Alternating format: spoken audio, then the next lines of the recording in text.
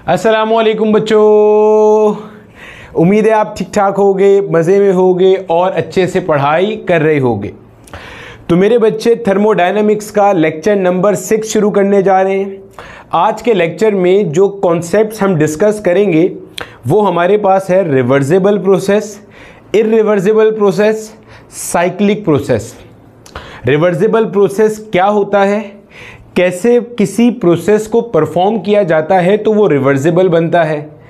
Irreversible process क्या होता है और क्या ऐसी वजूहात हैं या चीज़ें हैं जो किसी प्रोसेस को इरिवर्सिबल बनाती हैं। साथ ही साथ मेरे बच्चे, साइक्लिक प्रोसेस क्या होता है। ऑल्दो के शुरू के लेक्चर्स के अंदर, लेक्चर नंबर 2-3 के अंदर हम साइक्लिक प्रोसेस के अंदर वर्क डन कैलकुलेट करना ऑलरेडी देख चुके हैं, उसका भी इस्तेमाल करेंगे। तो ऑल इन ऑल एक तरह से ये फर्स्ट लॉ ऑफ थर्मोडायनेमिक्स का आखिरी लेक्चर रहेगा और सेकेंड लॉ ऑफ थर्मोडायनेमिक्स के लिए पहला लेक्चर रहेगा। तो बहुत सारी चीज़ें आपको देखने को मिलेंगी और सेकेंड लॉ ऑफ थर्मोडायनेमिक्स की एक तरह से बेस बन रही होगी। ठीक है, ये पीछे जो कुछ लिखा हुआ है इससे आपका कोई कंसर्न नहीं है, मैं अभी आपको सब समझा दूंगा। ठीक है, तो हेडिंग लगा लो अपने पास, रिवर्सिबल एंड इरिवर्सिबल प्रोसेस। मेरा नाम बिलाल ज़िया है और ये मेरा और आपका एक नन्ना मुन्ना सा प्यारा सा प्लेटफॉर्म है जहां पर हम 11 और 12 की फिजिक्स पढ़ रहे हैं। ठीक है, अब देखो मेरे बच्चे, हम लोगों ने फर्स्ट लॉ ऑफ थर्मोडायनेमिक्स के अंदर डिफरेंट प्रोसेसेस पढ़े थे। उसमें से मैं आपको एक प्रोसेस रिवाइज कराता हूं, आइसोथर्मल प्रोसेस। आपको याद आ जाएगा। आइसोथर्मल प्रोसेस के अंदर मेरे बच्चे हमने कुछ ऐसी कहानी पढ़ी थी कि मान लो ये हमारा सिस्टम है। बोला ठीक है सर। इस सिस्टम में इधर हमारे पास एक पिस्टन है, ठीक है, यहाँ पे हमारे पास गैस के मॉलिक्यूल्स हैं और ये जो गैस के मॉलिक्यूल्स हैं इनके पास डेफिनेटली कुछ क्या है, इंटरनल एनर्जी है, जिसकी वजह से ये गैस के मॉलिक्यूल्स रैंडमली मूव कर रहे हैं, आपस में टकराते हैं, पिस्टन से टकराते हैं, वॉल से टकराते हैं, बेस से टकराते हैं। मैंने कहा था मान लीजिए कि यहाँ पे पिस्टन के ऊपर ऐसे करके एक प्लेट सी फिक्स हुई हुई है और इस प्लेट के ऊपर छोटी छोटी लेड की बॉल्स हैं। छोटी छोटी क्या है, लेड की बॉल्स हैं। ठीक है, छर्रे, जैसे छर्रे नहीं होते वैसे छोटी छोटी यहाँ पे लेड की बॉल्स मौजूद हैं। बोला ठीक है सर। और यहाँ पे मेरा बेटा आपके पास रेजर्वॉयर मौजूद है। बोला ठीक है सर, ये बात भी याद आ रही है, हमने पढ़ी थी ये सब चीज़ें। और फिर हमने ये बात पढ़ी थी या देखी थी हमने। अभी अगर आप देखो तो आपको ये जो पिस्टन है, ये पिस्टन आपको नज़र आ रहा है कि ये इक्विलिब्रियम में है।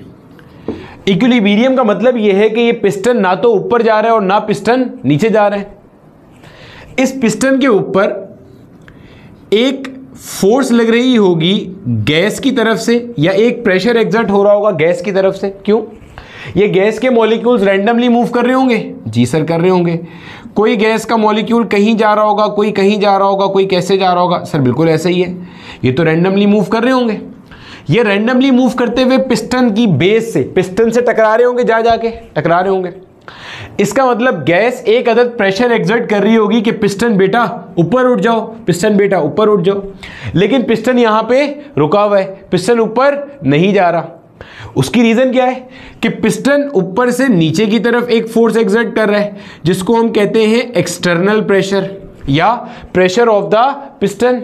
और ये एक्सटर्नल प्रेशर कहां से आता है? ये जो पिस्टन का अपना वेट है mg, यहां से आता है। ये जो यहाँ पे एटमॉस्फेरिक प्रेशर एयर एग्जिट कर रही है इसकी वजह से आता है।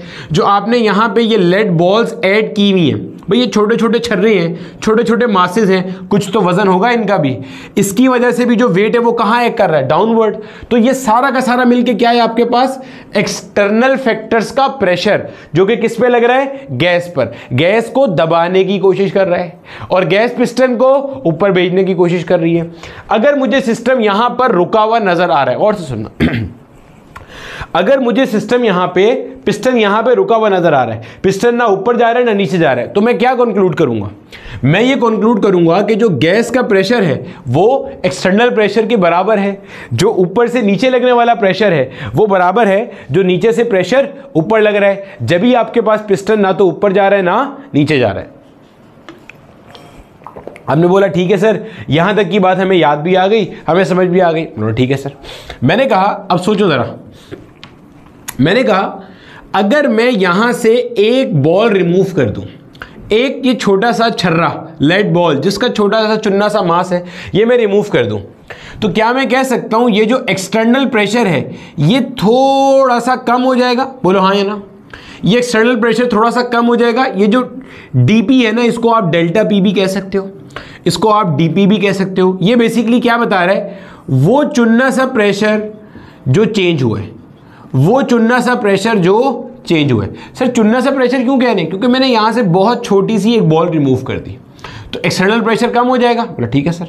ये वाला प्रेशर ऊपर वाले के मुकाबले में थोड़ा सा ज़्यादा हो जाएगा। बोला ठीक है सर, थोड़ा सा ज़्यादा हो जाएगा, थोड़ा सा ज़्यादा हो जाएगा। अब सोचो, अब सिस्टम क्या हो गया, गैस का प्रेशर थोड़ा सा बढ़ गया, ऊपर का प्रेशर थोड़ा सा कम हो गया, तो ये पिस्टन थोड़ा सा ऊपर जाएगा, पिस्टन थोड़ा सा ऊपर जाएगा। जब पिस्टन ऊपर जाएगा आप बोलोगे work is done by the gas, internal energy कम होगी, इंटरनल एनर्जी कम होगी, प्रेशर अपने आप को वापस एडजस्ट कर लेगा। याद आ रही है सब चीज़ें? हमने बात की थी कि इंटरनल एनर्जी कम हुई, इंटरनल एनर्जी कम होने पर यहां से क्या होगा, रिजर्वॉयर से हीट एनर्जी अंदर फ्लो करती हुई जाएगी, थोड़ी सी हीट एनर्जी। सर थोड़ी सी क्यों जाएगी? इसलिए कि अंदर इंटरनल एनर्जी का थोड़ा सा चेंज आया, उस थोड़े से चेंज को अकोमोडेट करने के लिए बाहर से एनर्जी क्या हो गई, अंदर चली गई। इसको आप डी क्यू ना कहो, परेशान हो जाओगे, आप इसे क्यों मान लो, यही हमने पढ़ा भी था। ये थोड़ी सी एनर्जी क्या हो गई, अंदर चली गई। बोला ठीक है सर, याद आ गया। अब आप ये देखो, क्या मैं कह सकता हूं ये प्रोसेस एक्सट्रीमली स्लो हुआ? बोलो हाँ या ना। प्रोसेस एक्सट्रीमली स्लो हुआ। क्या, गौर से सुनना, जो मैंने यहां से बॉल रिमूव की थी छोटे से मास की, अगर मैं वो बॉल यहां पे वापस ऐड कर दूं तो क्या होगा, जो प्रेशर थोड़ा सा कम हुआ था उतना ही प्रेशर वापस बढ़ जाएगा। पिस्टन ऊपर क्यों गया था, नीचे का प्रेशर थोड़ा सा ज्यादा हो गया था और ऊपर का प्रेशर थोड़ा सा कम हो गया था, तो ये थोड़ा सा ऊपर चला गया। अगर मैं जो बॉल यहां से हटाई थी इस बॉल को वापस डाल दूं तो ये प्रेशर वापस पहले जितना हो जाएगा। तो ठीक है सर, और ये ऊपर से वापस क्या होगा, नीचे आएगा। बात समझ में आ रही है? यानी कि मैं ये कह सकता हूं कि मैं इस प्रोसेस को रीट्रेस कर सकता हूं। सुनना, गौर से सुनना, मैं इस प्रोसेस को क्या कर सकता हूं, रीट्रेस कर सकता हूं। सर रीट्रेस क्या होता है? रीट्रेस ये होता है, जैसे मान लो मैंने ऐसे करके एक कोई लाइन ड्रॉ करी। बोला ठीक है सर। अब मुझे लगा यार ये लाइन मैंने अच्छी नहीं ड्रॉ करी, तो मैंने इसको मिटा दिया। अब मुझे यहाँ पे इसके छोटे छोटे निशान नजर आ रहे हैं, मैंने वापस ड्रॉ कर लिया। इसे कहते हैं रीट्रेस करना। मेरे पास ये था, प्रोसेस था। मेरे पास क्या सिस्टम है, एक कंटेनर है, इसके अंदर गैस है, इस पे पिस्टन है और पिस्टन के ऊपर एक प्लेट सी है, उसके ऊपर बहुत सारे छोटे छोटे छर्रे से रखे हुए। मैं ये समझा रहा हूं, अभी मैं आपको सिस्टम समझा रहा हूं ताकि रिवर्सिबल प्रोसेस समझ में आ जाए। अब तक ये क्या लिखा हुआ है हमें कख कुछ नहीं पता, ना हमें जानना है। अभी हम सिर्फ समझ रहे हैं कि रिवर्सिबल प्रोसेस किस बला का नाम है, ना होता क्या है। ये आ गया। हमने ठीक है सर। अब मैंने कहा भाई एक पिस्टन रुका हुआ है। आपने बोला ठीक है सर। पिस्टन रुका हुआ क्यों है? क्योंकि नीचे से जो प्रेशर इसे ऊपर भेजना चाह रहा है उतना ही प्रेशर इसे ऊपर से नीचे भेजना चाह रहा है। मैंने कहा जो प्रेशर ऊपर से नीचे भेजना चाह रहा है वो किस वजह से? पिस्टन के वजन की वजह से, जो प्लेट में छोटी छोटी बॉल्स रखी हुई है इनकी वजह से, और जो एक्सटर्नल एटमॉस्फेरिक प्रेशर है उसकी वजह से। बोला ठीक है सर। अगर मैं वो चुन्नी सी एक बॉल हटा दूं तो नीचे का प्रेशर स्लाइटली बढ़ गया और ऊपर का प्रेशर स्लाइटली घट गया, पिस्टन ऊपर आ जाएगा। Work done by the gas होगा तो डेल्टा यू नेगेटिव होगा, टेम्परेचर डिक्रीज होगा, प्रेशर वापस अपने आप को क्या करेगा, एडजस्ट कर लेगा। बोला ठीक है सर, ये बात भी आपने समझ में आती है, कोई परेशानी यहां तक हमारे पास नहीं है। बोला ठीक है सर। फिर आपने क्या करा, यहां से हीट एनर्जी प्रोवाइड कर दी, उतनी ही जितनी हीट एनर्जी उसने अपनी खर्च करी, जितने उसने अपनी इंटरनल एनर्जी खर्ची उतनी आपने प्रोवाइड कर दी। और ये आपने पढ़ा था किसके अंदर, ये आपने पढ़ा था अपने आइसोथर्मल प्रोसेस की इक्वेशन में, कि जितना काम होता है उतनी इतनी हीट एनर्जी आप क्या करते हो, प्रोवाइड करते हो, और इसके अंदर जो इंटरनल एनर्जी का चेंज आ रहा होता है वो कैसा आ रहा होता है, जीरो आ रहा होता है। बोला ठीक है सर, यहां तक की बात भी हमें समझ में आ गई। अब जरा समझिएगा मजेदार बात। मैंने कहा कि जो मैंने यहां से बॉल रिमूव की थी, अगर मैं वही बॉल वापस ऐड कर दूं तो ऊपर का प्रेशर थोड़ा सा बढ़ जाएगा। बढ़ जाएगा भाई, क्यों? पिस्टन ऊपर जाके रुक गया, इसका मतलब again external pressure internal pressure एक बराबर हो गया था। जब आपने ये बॉल रिमूव की थी, ये पिस्टन थोड़ा सा ऊपर गया और जाके रुक गया। इसका मतलब एक्सटर्नल प्रेशर इंटरनल प्रेशर के फिर से बराबर हो गया था। बोला ठीक है सर। अगर मैं वो बॉल वापस ऐड कर दूं तो एक्सटर्नल प्रेशर स्लाइटली ज्यादा हो जाएगा। जी सर। इंटरनल प्रेशर स्लाइटली कम हो जाएगा। भाई ऊपर तुमने एक छोटी सी बॉल ऐड कर दी तो ऊपर से वाला प्रेशर थोड़ा बढ़ गया, उसके मुकाबले में ये वाला कम है, फिर सही है। तो ये पिस्टन थोड़ा सा क्या होगा, नीचे आएगा। जैसे ही पिस्टन नीचे आएगा वर्क डन होगा on the gas, internal energy बढ़ेगी। इंटरनल एनर्जी बढ़ेगी तो अंदर से जो हीट है वो बाहर आ जाएगी रिजर्वॉयर में। अब आप यहां पे एक बात समझो, आपने बात ये समझनी है कि मैंने जब ऊपर से प्रेशर कम किया हल्का सा तो पिस्टन आहिस्ता से ऊपर गया। अगर मैं थोड़ा सा प्रेशर और कम करता पिस्टन आहिस्ता से और ऊपर जाता। मैं सिस्टम का टेम्परेचर तब्दील होने नहीं दे रहा, मैं सिस्टम का जो प्रेशर है एक्सटर्नल प्रेशर वो इतना आहिस्ता आहिस्ता कम कर रहा हूं कि पिस्टन बहुत प्यार से बहुत मोहब्बत से आहिस्ता आहिस्ता आहिस्ता आहिस्ता ऊपर जा रहा है। हर लम्हे सिस्टम इक्विलिब्रियम में है, हर लम्हे सिस्टम का प्रेशर और वॉल्यूम वेल डिफाइंड है। फिर समझो, आइसोथर्मल एक्सपेंशन की बात कर रहे हैं। मैंने एक बॉल हटाई हल्का सा ऊपर आया, एक और बॉल हटाई हल्का सा आया, एक और बॉल हटाई हल्का सा आया, यानी कि सिस्टम बहुत प्यार से आहिस्ता आहिस्ता आहिस्ता आहिस्ता एक्सपेंड कर रहा है। और ये रिवर्सेबल है। रिवर्सेबल कैसे? एक बॉल हटाई तो थोड़ा सा ऊपर आया, वही बॉल वापस डाली उतना नीचे चला गया, यानी कि जो एक्सपेंशन हुआ था वही कंप्रेशन हो गया। एक्सपेंशन होते हुए सिस्टम ने हीट दी थी, कंप्रेशन होते हुए सिस्टम से हीट निकल गई। समझो, जब आपने यहां से बॉल रिमूव करी, ये ऊपर गया तो work done by the gas हुआ, सिस्टम की इंटरनल एनर्जी कम हुई। और आइसोथर्मल प्रोसेस में इंटरनल एनर्जी को हम चेंज होने नहीं देते, तो बाहर से सोर्स से हीट एनर्जी अंदर फ्लो कर गई। बोला ठीक है सर। इस पूरे लेक्चर के लिए थर्मोडायनेमिक्स 05 का देखा होना जरूरी है, जहां हमने आइसोथर्मल और एडियाबैटिक प्रोसेस की बात की हुई थी। फिर मैंने वो बॉल वापस ऐड करी, ऊपर का प्रेशर बढ़ा, ये ऊपर से थोड़ा सा नीचे आ गया, work done on the gas हुआ, इंटरनल एनर्जी बढ़ी, तो अंदर से हीट निकल के कहां आ गई, सिंक में। पहले जब ये ऊपर गया था हीट अंदर गई थी, जब ये नीचे आया उतनी ही हीट बाहर आ गई। यानी कि आप देखो, ये जो आपने प्रोसेस किया ये रिवर्सेबल था। रिवर्सेबल प्रोसेस कैसा होता है? That can be retraced exactly backwards.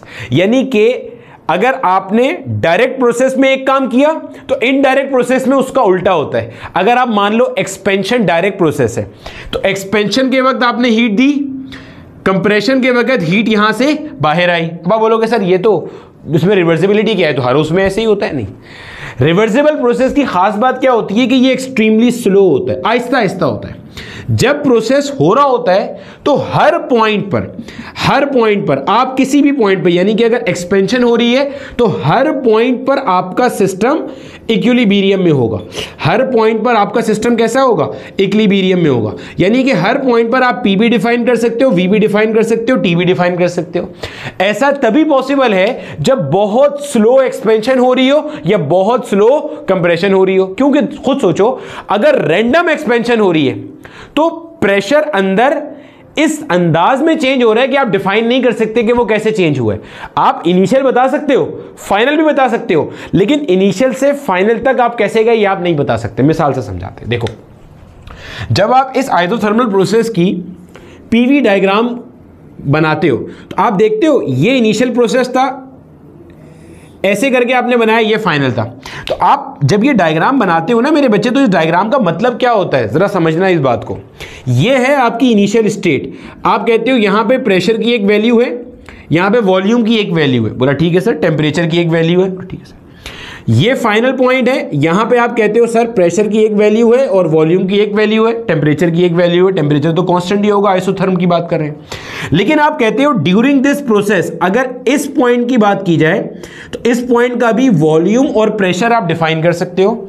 इस पॉइंट की बात की जाए तो इस पॉइंट का भी ये प्रेशर है और इस पॉइंट का भी वॉल्यूम क्या है आप डिफाइन कर सकते हो। ये जो हमारे सारे थर्मोडायनेमिक प्रोसेस होते हैं ये सारे के सारे एक्सट्रीमली स्लो प्रोसेस होते हैं, जिनको हम अपनी किताब में कहते हैं क्वासी स्टैटिक प्रोसेसेस। क्या कहते हैं? Quasi static processes, extremely slow processes. यानी कि अगर आइसोथर्मल प्रोसेस है तो एक्सट्रीमली स्लो एक्सपेंशन और एक्सट्रीमली स्लो कंप्रेशन आ रही होगी। आइसोबैरिक प्रोसेस है तो कांस्टेंट प्रेशर पर जो एक्सपेंशन और कंप्रेशन आएगी वो एक्सट्रीमली स्लो आएगी। मैंने ये बातें पहले भी आपसे की हुई है, अब वापस यहां पे आ रहे हैं। तो रिवर्सिबल प्रोसेस क्या है, खास बात क्या है कि आपने एक डायरेक्शन में किया, मतलब एक से मुराद आपने एक्सपेंशन किया, कोई छोटा सा चेंज करने पे वो वापस आ जाएगा। जैसे यहां पे ये चुन्नी सी बॉल हटाई तो ऊपर गया, चुन्नी सी बॉल डाली तो वापस आ गया, चुन्नी सी बॉल हटाई तो ऊपर गया, चुन्नी सी बॉल वापस रखी तो वापस आ गया। तो रिवर्सिबल प्रोसेस क्या होता है, ऐसा प्रोसेस कि जो अगर हुआ तो नंबर एक एक्सट्रीमली स्लो है, हर पॉइंट पर सिस्टम इक्विलिब्रियम में है, हर पॉइंट पर उसका पीवीटी वेल डिफाइंड है, और इन्फिनिटेसिमल बहुत थोड़ा सा चेंज करने पर वो वापस आ जाएगा। यानी कि थोड़ा सा चेंज उसे वापस लेकर आ सकता हैगा।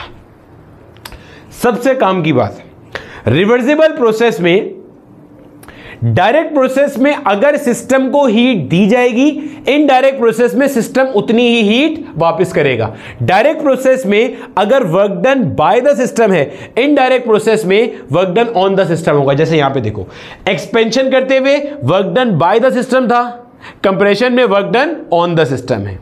एक्सपेंशन करते हुए आपने सिस्टम को हीट दी और कंप्रेशन करते हुए सिस्टम ने वापस आपको हीट दी थी। ये बिल्कुल आइडियल प्रोसेस है। रियल लाइफ में कोई भी रिवर्सिबल प्रोसेस एग्जिस्ट नहीं करता। क्यों सर, क्यों नहीं करता? फिर हम पढ़ क्यों रहे हैं अगर नहीं करता तो? भाई इसलिए पढ़ रहे हैं कि इन इंट्यूशन से पढ़ना आसान है चीजों को। आगे चल के आप कार्नोट साइकिल पढ़ोगे, उसमें रिवर्सिबल साइक्लिक प्रोसेस है सारा का सारा। अब रिवर्सिबल साइक्लिक क्या होता है वो पढ़ेंगे अभी, लेकिन रिवर्सिबल का टर्म वहां भी आएगा। तो होता क्या है कि आप चीजों को आइडियलाइजेशन करके सॉल्व करते हो ताकि आपको मैक्सिमम बेंचमार्क पता चल जाए कि आप कहां तक जा सकते हो। सही है सर, रिवर्सिबल प्रोसेस क्यों नहीं है जरा समझाएं। रियल लाइफ आप कह रहे हैं कोई प्रोसेस आपका रिवर्सिबल नहीं होता, फिर वापस इस पर आते हैं। जल्दी तो कोई है ही नहीं, आराम से समझेंगे, कोई परेशानी नहीं है। कोई प्रोसेस रिवर्सिबल नहीं होता इसलिए कि मेरा बेटा बिल्कुल एक सिंपल सी मिसाल देता हूं। आपके पास जितने भी सिस्टम हैं उनके अंदर फ्रिक्शन एग्जिस्ट करती है और भी डिसिपेटिव फोर्सेस होती हैं। डिसिपेटिव फोर्सेस वो होती हैं जो कि एनर्जी को हीट की फॉर्म में कन्वर्ट कर दें, और जो एनर्जी हीट की फॉर्म में कन्वर्ट हो जाती है वो यूजलेस हो जाती है। आगे जब हम सेकंड लॉ ऑफ थर्मोडायनेमिक्स पढ़ेंगे ना, उसमें एंट्रोपी का कॉन्सेप्ट पढ़ेंगे। एंट्रोपी सिस्टम की डिफाइन ही ये करता है, available of useless energy in the surrounding. मतलब वो energy that is not available to do any kind of work, वो एंट्रोपी है। पढ़ेंगे बहुत तफसील से, खूबसूरत कॉन्सेप्ट है, लंबा चलेगा, 1-2 लेक्चर आएंगे 2-2.5 घंटे के, ठीक है? तो बहुत मजा आएगा, तो मैं उसको पूरा एक्सप्लेन करूंगा। अब समझो, कोई भी हमारा रियल लाइफ प्रोसेस जो है वो रिवर्सिबल क्यों नहीं होता। भाई देखो समझो, मान लो ये जो आपका प्रोसेस है, इसी को मैं यहां ड्रॉ कर रहा हूं। अब ये मान लो आपका जो है ना एक कह लो कि एक सिस्टम है। बोला ठीक है सर, समझिएगा जरा, ये वापस वही सिस्टम है, ठीक है सर। अब ये रियल लाइफ टाइप का सिस्टम है, ठीक है सर। आपने यहाँ पे ऐसे लगाया हुआ है, ठीक है सर। यहाँ पे आपके पास ऐसे लेड बॉल्स मौजूद हैं। बोला ठीक है सर, ऐसे हमारे पास यहाँ पे लेड बॉल्स मौजूद हैं, और इन लेड बॉल्स की वजह से हो क्या रहा है कि आपका जो ये है ना, ये अभी एक जगह पे मौजूद है। जितना प्रेशर ऊपर से नीचे लग रहा है उतना प्रेशर ऊपर से नीचे लग रहा है। अभी ये पिस्टन रियल वाला पिस्टन है, तो जब ये ऊपर जाएगा, जाहिर है यहाँ पे वॉल्स के साथ ये रगड़ खाएगा इस जगह पे। बोला ठीक है सर। यहाँ पे भी ये वॉल्स के साथ रगड़ खाएगा। बोला ठीक है सर। भाई जाहिर है, भाई कोई से भी दो मैकेनिकल पार्ट्स जब एक दूसरे पे घिसते हुए जाते हैं, रब करते हुए जाते हैं, तो friction is always there and you have to do work against the friction. अब समझना, देखो मेरे बच्चे, गौर से सुनना जरा ये बात।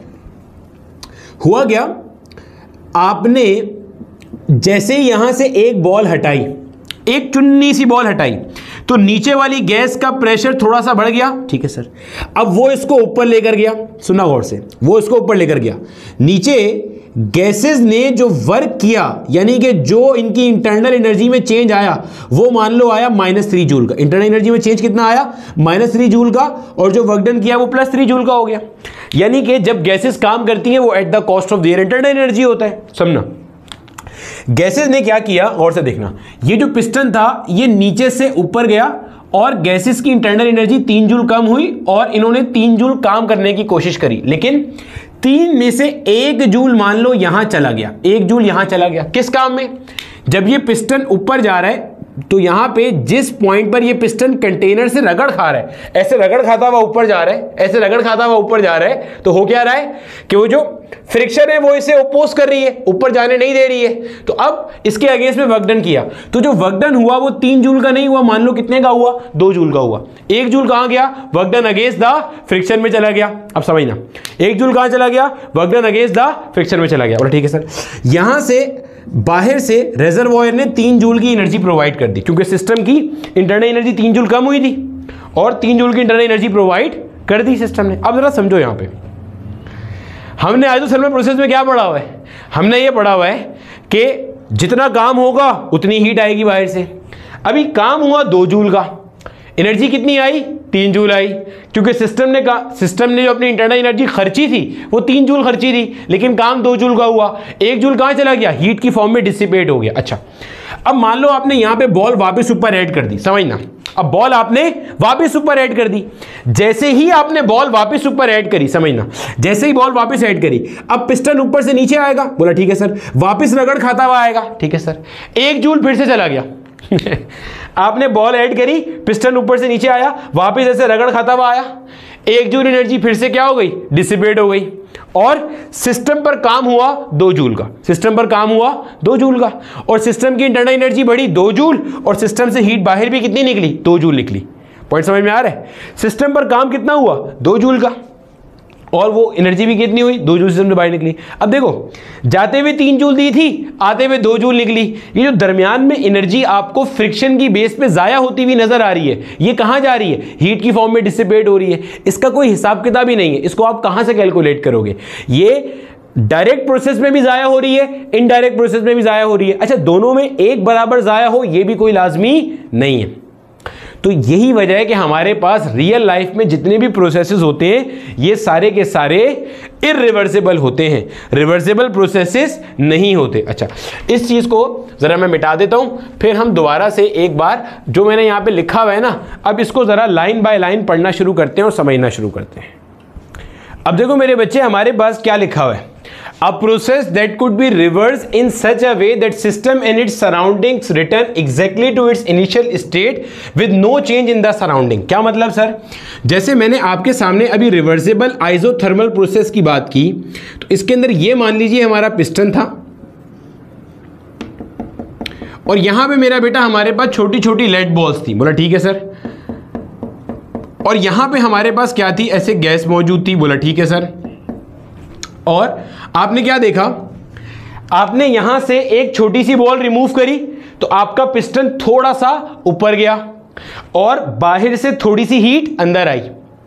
फ्रिक्शन तो है ही नहीं, तो एनर्जी वेस्ट नहीं हुई। फिर जैसे ही आपने वो बॉल ऐड करी तो पिस्टन वापस नीचे आया, और जितनी हीट पहले अंदर आई थी उतनी ही हीट वापस बाहर आई।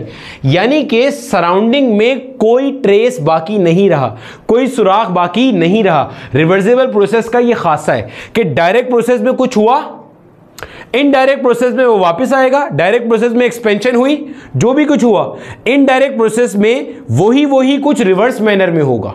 यानी कि हीट दी थी तो वापस आएगी, work done by the gas था तो work done on the gas था। जितनी हीट दी थी उतनी ही आएगी, जितना काम किया था उतना ही काम उस पर होगा, ताकि सराउंडिंग में नेट इफेक्ट जीरो हो, डायरेक्ट और इनडायरेक्ट को मिला के। ये मतलब है a process that could be reversed in such a way that the system and its surroundings return exactly to its initial state with no change in the surrounding। समझ में आ रही है? अब फ्रिक्शन अगर इन्वॉल्व होगी तो वो रिवर्सिबल प्रोसेस क्यों नहीं हो सकता, क्योंकि फ्रिक्शन की वजह से कुछ हीट जाया हो गई, वो रिवर्स हो ही नहीं सकती। ऐसा थोड़ी हो सकता है, सोचो ऐसा हो सकता है कि अगर एक प्रोसेस है उसमें पिस्टन ऊपर जा रहा है, मान लो ऊपर जाते हुए फ्रिक्शन रगड़ की वजह से 2 जूल एनर्जी जाया हो गई।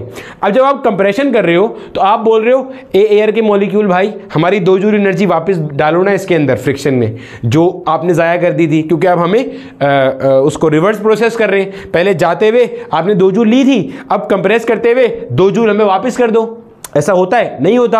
वो उल्टा जाते हुए भी फ्रिक्शन की वजह से एनर्जी क्या होगी, जाया होगी। तो इसका मतलब सराउंडिंग में इफेक्ट रह गया।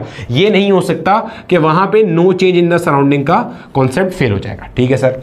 If heat is absorbed in the direct process same amount of heat to be given out in the reverse process. बोला ठीक है सर।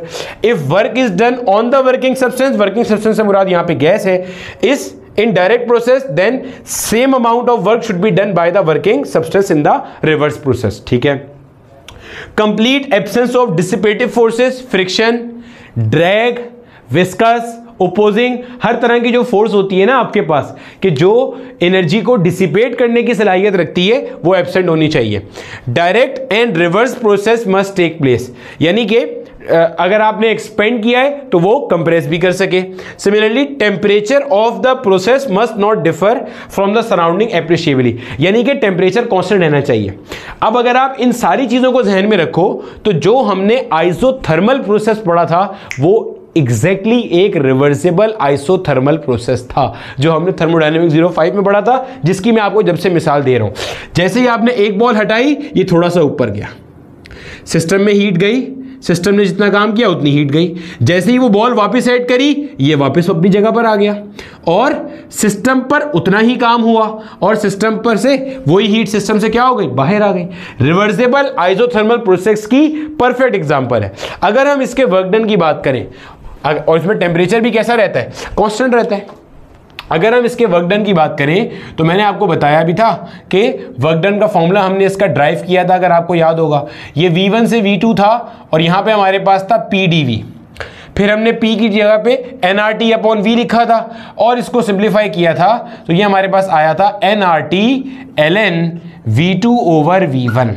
मेरे बच्चे ये सब कुछ हम ऑलरेडी प्रीवियस लेक्चर के अंदर कवर कर चुके हैं। तो आप अपने पास नोट करोगे कि अगर आपको बोला जाए work done in reversible isothermal process, work done in reversible isothermal process, तो उसका वर्क डन आप कहां से कैलकुलेट करोगे, nRT ln V2 over V1। यहां से आप कैलकुलेट करोगे रिवर्सिबल प्रोसेस का वर्क डन। या आप ये भी कह सकते हो कहां से कैलकुलेट करोगे, ये मान लो आपके पास PV डायग्राम है, ये इनिशियल स्टेट था, यहां से आपके पास वो ऐसे आया, तो अगर मैं बोलूं ये V1 था और यहां पे आके वो V2 हो गया। अगर मैं बोलूं इसका जो एरिया अंडर द कर्व है, इसका जो एरिया अंडर द कर्व है, ये भी आपको क्या दे रहा है, work done in reversible isothermal process. तो की टेक अवे पॉइंट्स क्या रहे, रिवर्सिबल प्रोसेस क्या होता है, बहुत स्लो होता है, सिस्टम इनिशियल से फाइनल तक बहुत स्लोली जाता है, हर पॉइंट पे pressure, volume, temperature clear define किए जा सकते हैं, सिस्टम क्वासी स्टैटिक होता है, सिस्टम हर लम्हे इक्विलिब्रियम में रहता है, कभी भी अचानक से सडन वाला कोई ऐसा चेंज नहीं आता कि सिस्टम का इक्विलिब्रियम लॉस हो रहा हो। तो हमने रिवर्सिबल आइसोथर्मल प्रोसेस की बात कर दी। फिर ये वो प्रोसेस होता है कि जिसके अंदर छोटा सा चेंज करने पर वापस उसे रिट्रेस कर सकते हैं, यानी कि आपने एक स्टेप किया, डायरेक्ट प्रोसेस हुआ, कुछ थोड़ा सा चेंज किया, वापस अपनी जगह पे आ जाएगा। यानी कि जैसे आपने लेड बॉल हटाई, एक्सपेंशन हुआ, लेड बॉल डाली, वापस कंप्रेस होकर अपनी जगह पे आ गया। यानी कि एक infinitesimal change in the system will bring it back to its original state. बोला ठीक है सर, ये आपके पास था। चलो छाप लो जल्दी से। अब इरिवर्सिबल प्रोसेस की बात करते हैं इसके बाद और इरिवर्सिबल प्रोसेस को समझते हैं। अब देखो मेरे बच्चे, हमारे पास जो अगला कॉन्सेप्ट है वो हमारे पास है इरिवर्सिबल प्रोसेस क्या होता है। इसकी आप कई सारी डेफिनेशन देख सकते हो। सबसे आसान वाली डेफिनेशन मैंने यहां पे लिख दी है, any process which is not reversible exactly is an irreversible process. कौन पाकिस्तानी नहीं है जो पाकिस्तान का शहरी ना हो, सही है, ऐसी डेफिनेशन है, भी समझते हैं। रिवर्सिबल प्रोसेस की पहचान क्या है, नंबर एक, रिवर्सिबल होगा यानी कि डायरेक्ट और इनडायरेक्ट दोनों काम होंगे। यानी कि डायरेक्ट प्रोसेस में अगर आपकी गैस एक स्टेट से दूसरी स्टेट में आई तो कोई छोटा सा चुन्ना सा काम करने पर वो गैस वापस अपनी इनिशियल स्टेट में आ जाएगी। ये था रिवर्सिबल प्रोसेस। और क्या पहचान है, रिवर्सिबल प्रोसेस में जब गैस का स्टेट चेंज होता है, एक स्टेट पॉइंट से दूसरे स्टेट पॉइंट पर जा रही है, तो हर पॉइंट पर जो आपके स्टेट वेरिएबल्स हैं, प्रेशर, वॉल्यूम, टेम्परेचर, उनको आप कैटेगोरिकली डिफाइन कर सकते हो। हर पॉइंट पर आपका सिस्टम इक्विलिब्रियम में होता है विद द सराउंडिंग, स्लो होता है, और टेम्परेचर कोई बहुत ज़्यादा चेंज नहीं होता। इररिवर्सिबल प्रोसेस में इन सब का उल्टा कर दो आप। नंबर 1, मैं आपको यहां 2 मिसालों से इररिवर्सिबल प्रोसेस समझाऊंगा। नंबर पहली मिसाल जिस पे मैं आपको समझाऊंगा उसको हम कहते हैं, अरे भाई तुम फिर आ गए, ये भाई साहब हमारे पास मिट नहीं रहे तो इसलिए इनको डिस्कार्ड कर दिया गया है। चलो अब देखो इधर, नंबर पहली मिसाल के जिससे आपको समझाया जाएगा, नंबर पहली मिसाल के जिससे आपको समझाएंगे, मेरा बेटा आपके पास है इररिवर्सिबल आइसोथर्मल प्रोसेस। सर ये इररिवर्सिबल आइसोथर्मल प्रोसेस क्या होता है? भाई सिंपल है, आइसोथर्मल प्रोसेस कौन सा होता है मेरा बेटा? जिसके अंदर टेम्परेचर कैसा रहेगा? कांस्टेंट रहेगा। जिसमें इंटरनल एनर्जी कैसी रहेगी? कांस्टेंट रहेगी। जिसमें change in internal energy zero होगा, चेंज इन टेम्परेचर भी जीरो होगा, चेंज इन इंटरनल एनर्जी भी जीरो होगा। इररिवर्सिबल का मतलब क्या है? ये एक ऐसा प्रोसेस है कि जो आप रिवर्स नहीं कर सकते without changing the surrounding. Surrounding को चेंज किए बगैर आप रिवर्स नहीं कर सकते, या सिस्टम जब इनिशियल से फाइनल में गया तो हर लम्हे वो इक्विलिब्रियम में नहीं रहा। हर पॉइंट पे जाते हुए आप PVT का वैल्यू डिफाइन नहीं कर सकते। चलो सर समझाएं, अभी तो नहीं समझ में आ रहा, आप समझाएंगे तो फिर देख लेंगे। चलो ठीक है सर समझाते हैं। देखो ये मान लो मेरा बेटा आपके पास एक क्या है, एक हमारे पास ये वही सिस्टम है, पिस्टन है। बोला ठीक है सर। यहां पे हमारे पास जो है ना अब की बार ऐसे बड़ी बड़ी बॉल्स रखी हुई है। बोला ठीक है सर। और यहां पे हमारे पास कंडक्टिंग बेस है और यहां पे अगेन हमारे पास एक अदद रेजर्वॉयर मौजूद है। एक अदद क्या है? रेजर्वॉयर है। ये रेजर्वॉयर हीट अंदर भी दे सकता है और अंदर से हीट ले भी से सकता है। काम सिर्फ इसका इतना है कि अंदर इंटरनल एनर्जी को चेंज होने नहीं देना। बोला ठीक है सर, ये बात भी हमें समझ में आती है, कोई परेशानी वाली बात नहीं है। और जनाब हमारे पास यहाँ पे क्या है? ये गैस मौजूद है और ये गैस के मॉलिक्यूल्स क्या कर रहे होंगे? गैस के मॉलिक्यूल्स रैंडमली मूव कर रहे होंगे। बोला ठीक है सर। ये जो यहाँ पे आपके पास ऊपर बहुत सारे पत्थर से रखे हुए बड़े बड़े मासेस रखे हुए, गौर से सुनना। अभी शुरू में क्या हुआ? अभी शुरू में आपके पास यहां पे गौर से देखना, अच्छे से समझिएगा। अभी शुरू में क्या हुआ? मान लो यहां पे गैस का प्रेशर Pg है और यहां पे एक्सटर्नल प्रेशर EX3 से शो कर रहा हूं। अभी मेरा बेटा ये दोनों प्रेशर एक बराबर है, आपको सिस्टम इक्विलिब्रियम में नजर आ रहा है। बोला ठीक है सर, समझ में आती है बात की। अब अचानक से क्या होता है, और से सुनना, अचानक से क्या होता है मेरे बच्चे कि आपने ये वाला जो प्रेशर था इसको खत्म कर दिया, यानी कि ये जो पत्थर थे आपने यहां से हटा दिए। गौर से देखना, ये जो प्रेशर था आपने ये क्या कर दिया? खत्म कर दिया। ये जो प्रेशर था मेरे बच्चे आपने ये क्या कर दिया? यहां से खत्म कर दिया। यानी कि जो इतने मोटे मोटे मास रखे हुए थे वो खत्म हो गया।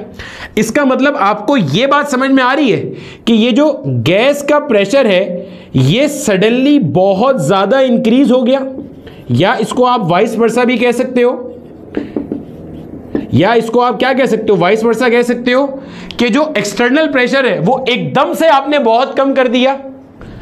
एक्सटर्नल प्रेशर एकदम से बहुत क्या हो गया? कम हो गया। ये बात समझ आ रही है? एक्सटर्नल प्रेशर, ये वाला प्रेशर एकदम से कम हो गया, एकदम से कम हो गया, एकदम से बहुत कम हो गया। देखो ये प्रेशर किस वजूहत पे था? पिस्टन के मास की वजह से वो वही है, एटमॉस्फेरिक प्रेशर की वजह से एटमॉस्फेयर भी वही है, लेकिन जो यहां ऐसे बड़े बड़े मास रखे हुए थे वो एकदम आपने सारे हटा दिए। तो एक्सटर्नल प्रेशर एकदम काफी कम हो गया। अगर ये काफी कम हो गया तो इसका मतलब अंदर वाली गैस का प्रेशर एकदम ज्यादा हो गया। भाई मान लो अंदर का प्रेशर 5 था, ऊपर का प्रेशर ये पत्थर पुत्थर मिला के भी 5 था। जब आपने ये हटा दिए तो ऊपर का प्रेशर मान लो 1 रह गया, मिसाल दे रहा हूं, और नीचे का 5 है। तो आप ये कह सकते हो कि नीचे वाला ऊपर के मुकाबले में अचानक बहुत ज्यादा हो गया, या ऊपर वाला नीचे के मुकाबले में अचानक बहुत कम हो गया। तो ये जो गैस है ये बहुत तेजी से एक्सपेंड करेगी, ये गैस बहुत तेजी से एक्सपेंड करेगी। बोला ठीक है सर। गैस बहुत तेजी से ऊपर जाएगी, work done by the gas होगा। गैसेस की इंटरनल एनर्जी क्या होगी? कम होगी। मान लो गैसेस की इंटरनल एनर्जी 10 जूल कम हो गई क्योंकि work is done by the gas. Reservoir ने क्या किया? यहां से 10 जूल एनर्जी प्रोवाइड कर दी, मतलब जितनी भी यहां पे गैस की एनर्जी कम हुई वो इन्होंने प्रोवाइड कर दी। तो गोया रेजर्वॉयर ने मेक श्योर किया कि इंटरनल एनर्जी का जो चेंज है वो जीरो है। सिस्टम की इंटरनल एनर्जी चेंज होने नहीं दी। बहुत सारे लोगों को लगेगा सर ये तो इडियाबैटिक प्रोसेस है। नहीं, इडियाबैटिक प्रोसेस में यहां रेजर्वॉयर नहीं रखा था, थर्मल रेजर्वॉयर, सोर्स सिंक नहीं था। यहां पे आपका जो बेस था वो इंसुलेटर था, वहां पे आपके पास अंदर हीट जा नहीं सकती थी या सिस्टम से हीट अंदर बाहर नहीं आ सकती थी। यहां वो वाला केस नहीं है, ठीक है, ध्यान में रखना। हुआ क्या, एकदम से ही पिस्टन नीचे से कहां चला गया, ऊपर चला गया। सर अब ये बताएं, टेम्परेचर तो चेंज हुआ नहीं, तो आप कैसे कह रहे हैं कि ये इरिवर्सिबल है? समझो मैंने क्या कहा था, मैंने 2-4 की पॉइंट्स बताएं आपको ये समझने के लिए कि आपको समझ में आ जाए। 2-4 की पॉइंट्स में था कि टेम्परेचर कांस्टेंट रहता है, स्लो प्रोसेस है, पी, वी और टी हर पॉइंट पे आप डिफाइन कर सकते हो, ये सारे प्रोसेस थे। सर अब यहां पे कौन सा ऐसा पॉइंट वायलेट हो रहा है कि जिसकी वजह से आप कह रहे हो ये इरिवर्सिबल ये इरिवर्सिबल आइसोथर्मल प्रोसेस है? पॉइंट समझना, आप यहां पे इनिशियल पॉइंट एक्सटर्नल का डिफाइन कर सकते हो, आप यहां पे इनिशियल प्रेशर डिफाइन कर सकते हो कि ये पत्थर हटाने से पहले क्या था, और फिर आप डायरेक्टली फाइनल डिफाइन कर सकते हो। दरमियान में जो प्रेशर गैस का तब्दील हुआ है वो आप डिफाइन नहीं कर सकते। आप गैस का इनिशियल प्रेशर बता सकते हो कि जब आपने यहां पे वो सारे मासेस रखे हुए थे तो गैस का प्रेशर जो था वो जाहिर है एक्सटर्नल प्रेशर के बराबर ही होगा, वो आप बता सकते हो। और फाइनली जब सिस्टम एब्रप्टली एक्सपेंड कर गया, सडन एक्सपेंशन आ गई, उस वक्त फाइनली गैस का क्या प्रेशर है, वो एक्सटर्नल प्रेशर के बराबर ही होगा, वो आप डिफाइन कर सकते हो। लेकिन दरमियान में गैस का प्रेशर कैसे तब्दील हुआ ये चीज आप डिफाइन नहीं कर सकते। क्यों? क्योंकि यहां पे सिस्टम क्वासी स्टैटिक मैनर में या आहिस्ता आहिस्ता आहिस्ता आहिस्ता एक्सपेंड नहीं हुआ। आप हर लम्हे पीवीटी का वैल्यू यहां पे डिफाइन नहीं कर सकते। जब आप पीवीटी का वैल्यू हर पॉइंट पे डिफाइन नहीं कर सकते तो इसका मतलब ये कैसा प्रोसेस है, ये आपके पास इरिवर्सिबल आइसोथर्मल प्रोसेस है। क्योंकि अगर आप पीवीटी डिफाइन नहीं कर सकते तो उसे आप वापस रीट्रेस भी नहीं कर सकते। पॉइंट समझ में आ रहा है? मतलब आप यहां पे ये तो बता सकते हो ये इनिशियल प्रेशर वॉल्यूम टेम्परेचर है, ये फाइनल प्रेशर वॉल्यूम टेम्परेचर है। अब ये यहां से यहां कैसे आया, ऐसे आया, ऐसे आया, ऐसे आया, ऐसे आया, आप नहीं बता सकते ये चीज। Getting my point? मतलब इनिशियल कैसे बता सकते हो, जब यहां पे बहुत सारा मास रखा हुआ था तो गैस का प्रेशर इसके बराबर था, बता दिया आपने, ये हटाया आपने यहां से तो एकदम ये ऊपर गया, और फाइनल जब आके ये रेस्ट में आया एक्सपेंड होने के बाद, तब बता सकते होंगे फिर ये पी एक्सटर्नल पी गैस के बराबर हो जाएगा। लेकिन ये यहां से वहां तक जब गया तो दरमियान में प्रेशर वॉल्यूम टेम्परेचर कैसे चेंज हुआ ये आप नहीं बता सकते। इसकी अगर आप पीवी डायग्राम बनाओगे ना तो वो और इंटरेस्टिंग होती है। ये आपकी किताब में नहीं है, आपकी किताब में तो ये कुछ भी इतना ज़्यादा लिखा हुआ, सिर्फ ये लिखा हुआ है, इसको समझाने के लिए इससे बता रहा हूँ। ये आपको डायग्राम मिल जाएगी, फिजिक्स की एक किताब है मॉडर्न फिजिक्स बाय ज़िमान्स्की, उसके अंदर मिल जाएगा, ठीक है। ये पीवी डायग्राम है इस इरिवर्सिबल आइसोथर्मल प्रोसेस की, यानी कि आपने इनिशियल पॉइंट डिफाइन किया, आपने ये फाइनल पॉइंट डिफाइन किया। आप ये डिफाइन ही नहीं कर सकते कि यहां से यहां कैसे पहुंचा, क्योंकि हर पॉइंट पर system equilibrium with the surrounding नहीं था, तो आपको पीवीटी का वैल्यू नहीं पता, इसलिए ये इरिवर्सिबल आइसोथर्मल प्रोसेस है। अब ऐसे केस के अंदर गौर से सुनना, ऐसे केस के अंदर जब आपको वर्क डन कैलकुलेट करने के लिए दिया जाए, क्योंकि गैस का जो प्रेशर है ये बगैर आपके पता किए हुए चेंज हो रहा है, कि किस अंदाज में चेंज हो रहा है आपको नहीं पता। आप इसका वर्क डन जो कैलकुलेट करते हो वो करते हो P external multiply by delta we से, ऐसे करते हो कैलकुलेट। ये है वर्क डन कैलकुलेट करने का इरिवर्सिबल आइसोथर्मल प्रोसेस में। आपके पास ये जो इरिवर्सिबल आइसोथर्मल प्रोसेस है, इसके अंदर अगर वर्क डन कैलकुलेट किया जाएगा तो ये तरीका है। सर यहां पे हम अक्सर बच्चे सवाल पूछते हैं, जब मैं ऑफलाइन में भी पढ़ाता था, कि सर यहां पे एक्सटर्नल प्रेशर क्यों रखते हैं, इंटरनल प्रेशर गैस का प्रेशर क्यों नहीं रखते? इसलिए कि मेरे बच्चे एक्सटर्नल प्रेशर आप इसलिए रखते हो कि external pressure through out constant रहा। शुरू में आपने जैसे ही यहां से हटाया तो एक्सटर्नल प्रेशर जो था वो इस पिस्टन के वजन की वजह से था और एटमॉस्फेयर की वजह से था, वो through out the expansion external pressure constant रहा, वो तब्दील नहीं हुआ। लेकिन गैस का प्रेशर कैसे चेंज हुआ है, शुरू में क्या था, फिर बढ़ा, फिर ये पिस्टन को ऊपर लेकर गया, तो किस अंदाज में चेंज हुआ आपको ये बात नहीं पता कि किन पॉइंट से होता हुआ गैस का प्रेशर इनिशियल से फाइनल पहुंचा है। इसलिए यहां पे इररिवर्सिबल प्रोसेस का अगर आपने वर्क डन कैलकुलेट करना है इररिवर्सिबल आइसोथर्मल प्रोसेस में, तो आप ऐसे करते हो। सर अगर इररिवर्सिबल कोई और प्रोसेस होगा तो उसका कैलकुलेट करने का तरीका अलग होगा, हम सिर्फ वही पढ़ेंगे जो हमारे कोर्स की हद तक है। ये क्या था, इररिवर्सिबल आइसोथर्मल प्रोसेस का वर्क डन कैलकुलेट करने का तरीका। अगर मैं आपको इसका पीवी डायग्राम शो कराऊं तो इसका पीवी डायग्राम कुछ ऐसे बनता है, देखो समझो, ये है। अब देखो अगर ये रिवर्सिबल प्रोसेस होता, ऐसे आता, अब समझना जरा यहां पे अच्छे से देखना, आपके कॉन्सेप्ट को ना फीलर आ जाएगा। अभी हुआ क्या था, जब हमने रिवर्सिबल प्रोसेस पढ़ा था, आपकी गैस ऐसे गई थी V1 से V2 पे, बिल्कुल आहिस्ता आहिस्ता, ठीक है, आहिस्ता आहिस्ता गई थी। बना के भी दिखाते हैं। अभी वाले प्रोसेस में क्या हुआ समझिएगा, यहां से प्रेशर एकदम कम हुआ, यानी कि यहां पर आए पहले, जैसे ही आपने वो पत्थर और मास हटाए तो प्रेशर एकदम कम हुआ, उसके बाद एकदम बढ़ा। यानी कि ये आपके पास समझ लो एक्सटर्नल प्रेशर है। एक्सटर्नल प्रेशर पहले एकदम कम हुआ और उसके बाद क्या हुआ, फिर कांस्टेंट प्रेशर पर आपका वॉल्यूम क्या हुआ, बढ़ा। एक्सटर्नल प्रेशर एकदम कम हुआ, ये मान लो आपके पास वैल्यू है P1, ये वैल्यू है आपके पास P2। एक्सटर्नल प्रेशर पहले एकदम कम हुआ और फिर आपके पास, यानी कि जैसे ही आपने पता रखा एक्सटर्नल प्रेशर कम हुआ, फिर आपके पास क्या हुई, कांस्टेंट प्रेशर पर एक्सपेंशन आई है। तो ये वाला जो वर्क डन होता है, ये वाला जो वर्क डन होता है, this is the value of work done in irreversible isothermal process. सही है। और जो हमने पीछे रिवर्सिबल प्रोसेस पढ़ा था उसके अंदर इस तरीके का होता है, ये वाला होता है। इसमें आप देखोगे तो ये बिल्कुल आराम आराम से आहिस्ता आहिस्ता आहिस्ता आहिस्ता आया है। तो आपने सीखा क्या है कि मेरे बच्चे आपके पास इसमें जो चेंज आता है, ऐसे ऐसे आया थोड़ा सा, फिर ऐसे, फिर यूं, मतलब आप थोड़े थोड़े स्टेप में प्रेशर चेंज करते हो। आपने प्रेशर हल्का सा इमेजिन करो, ये हम क्या कर रहे हैं, ये हम Aahista Aahista lead balls remove कर रहे हैं। वो जो छोटे छोटे छर्रे रखे थे वो छोटे छोटे छर्रे हम हटाते जा रहे हैं। जैसे छोटा सा छर्रा हटाया, प्रेशर कम हुआ, एक्सपेंशन आया। छर्रा हटाया, प्रेशर कम हुआ, एक्सपेंशन आया। छर्रा हटाया, प्रेशर कम हुआ, एक्सपेंशन आया। प्रेशर कम हुआ, एक्सपेंशन आया। प्रेशर कम हुआ, एक्सपेंशन आया। देख रहे हो कैसे छोटे छोटे छोटे छोटे स्टेप्स में हुआ। यहां पे क्या है, एकदम से प्रेशर कम हुआ, एक्सपेंशन हुआ। यहां पे अगर आप समझो, गैस मस्त इक्विलिब्रियम में थी, आपने एकदम से प्रेशर रिमूव किया, एकदम से प्रेशर कम हुआ, ठक करके ऊपर आ गया पिस्टन। Irreversible process. इनिशियल और फाइनल स्टेट्स के दरमियान में हर पॉइंट पे equilibrium states of the gas can not be defined. Her point पे पीवीटी डिफाइन नहीं कर सकते।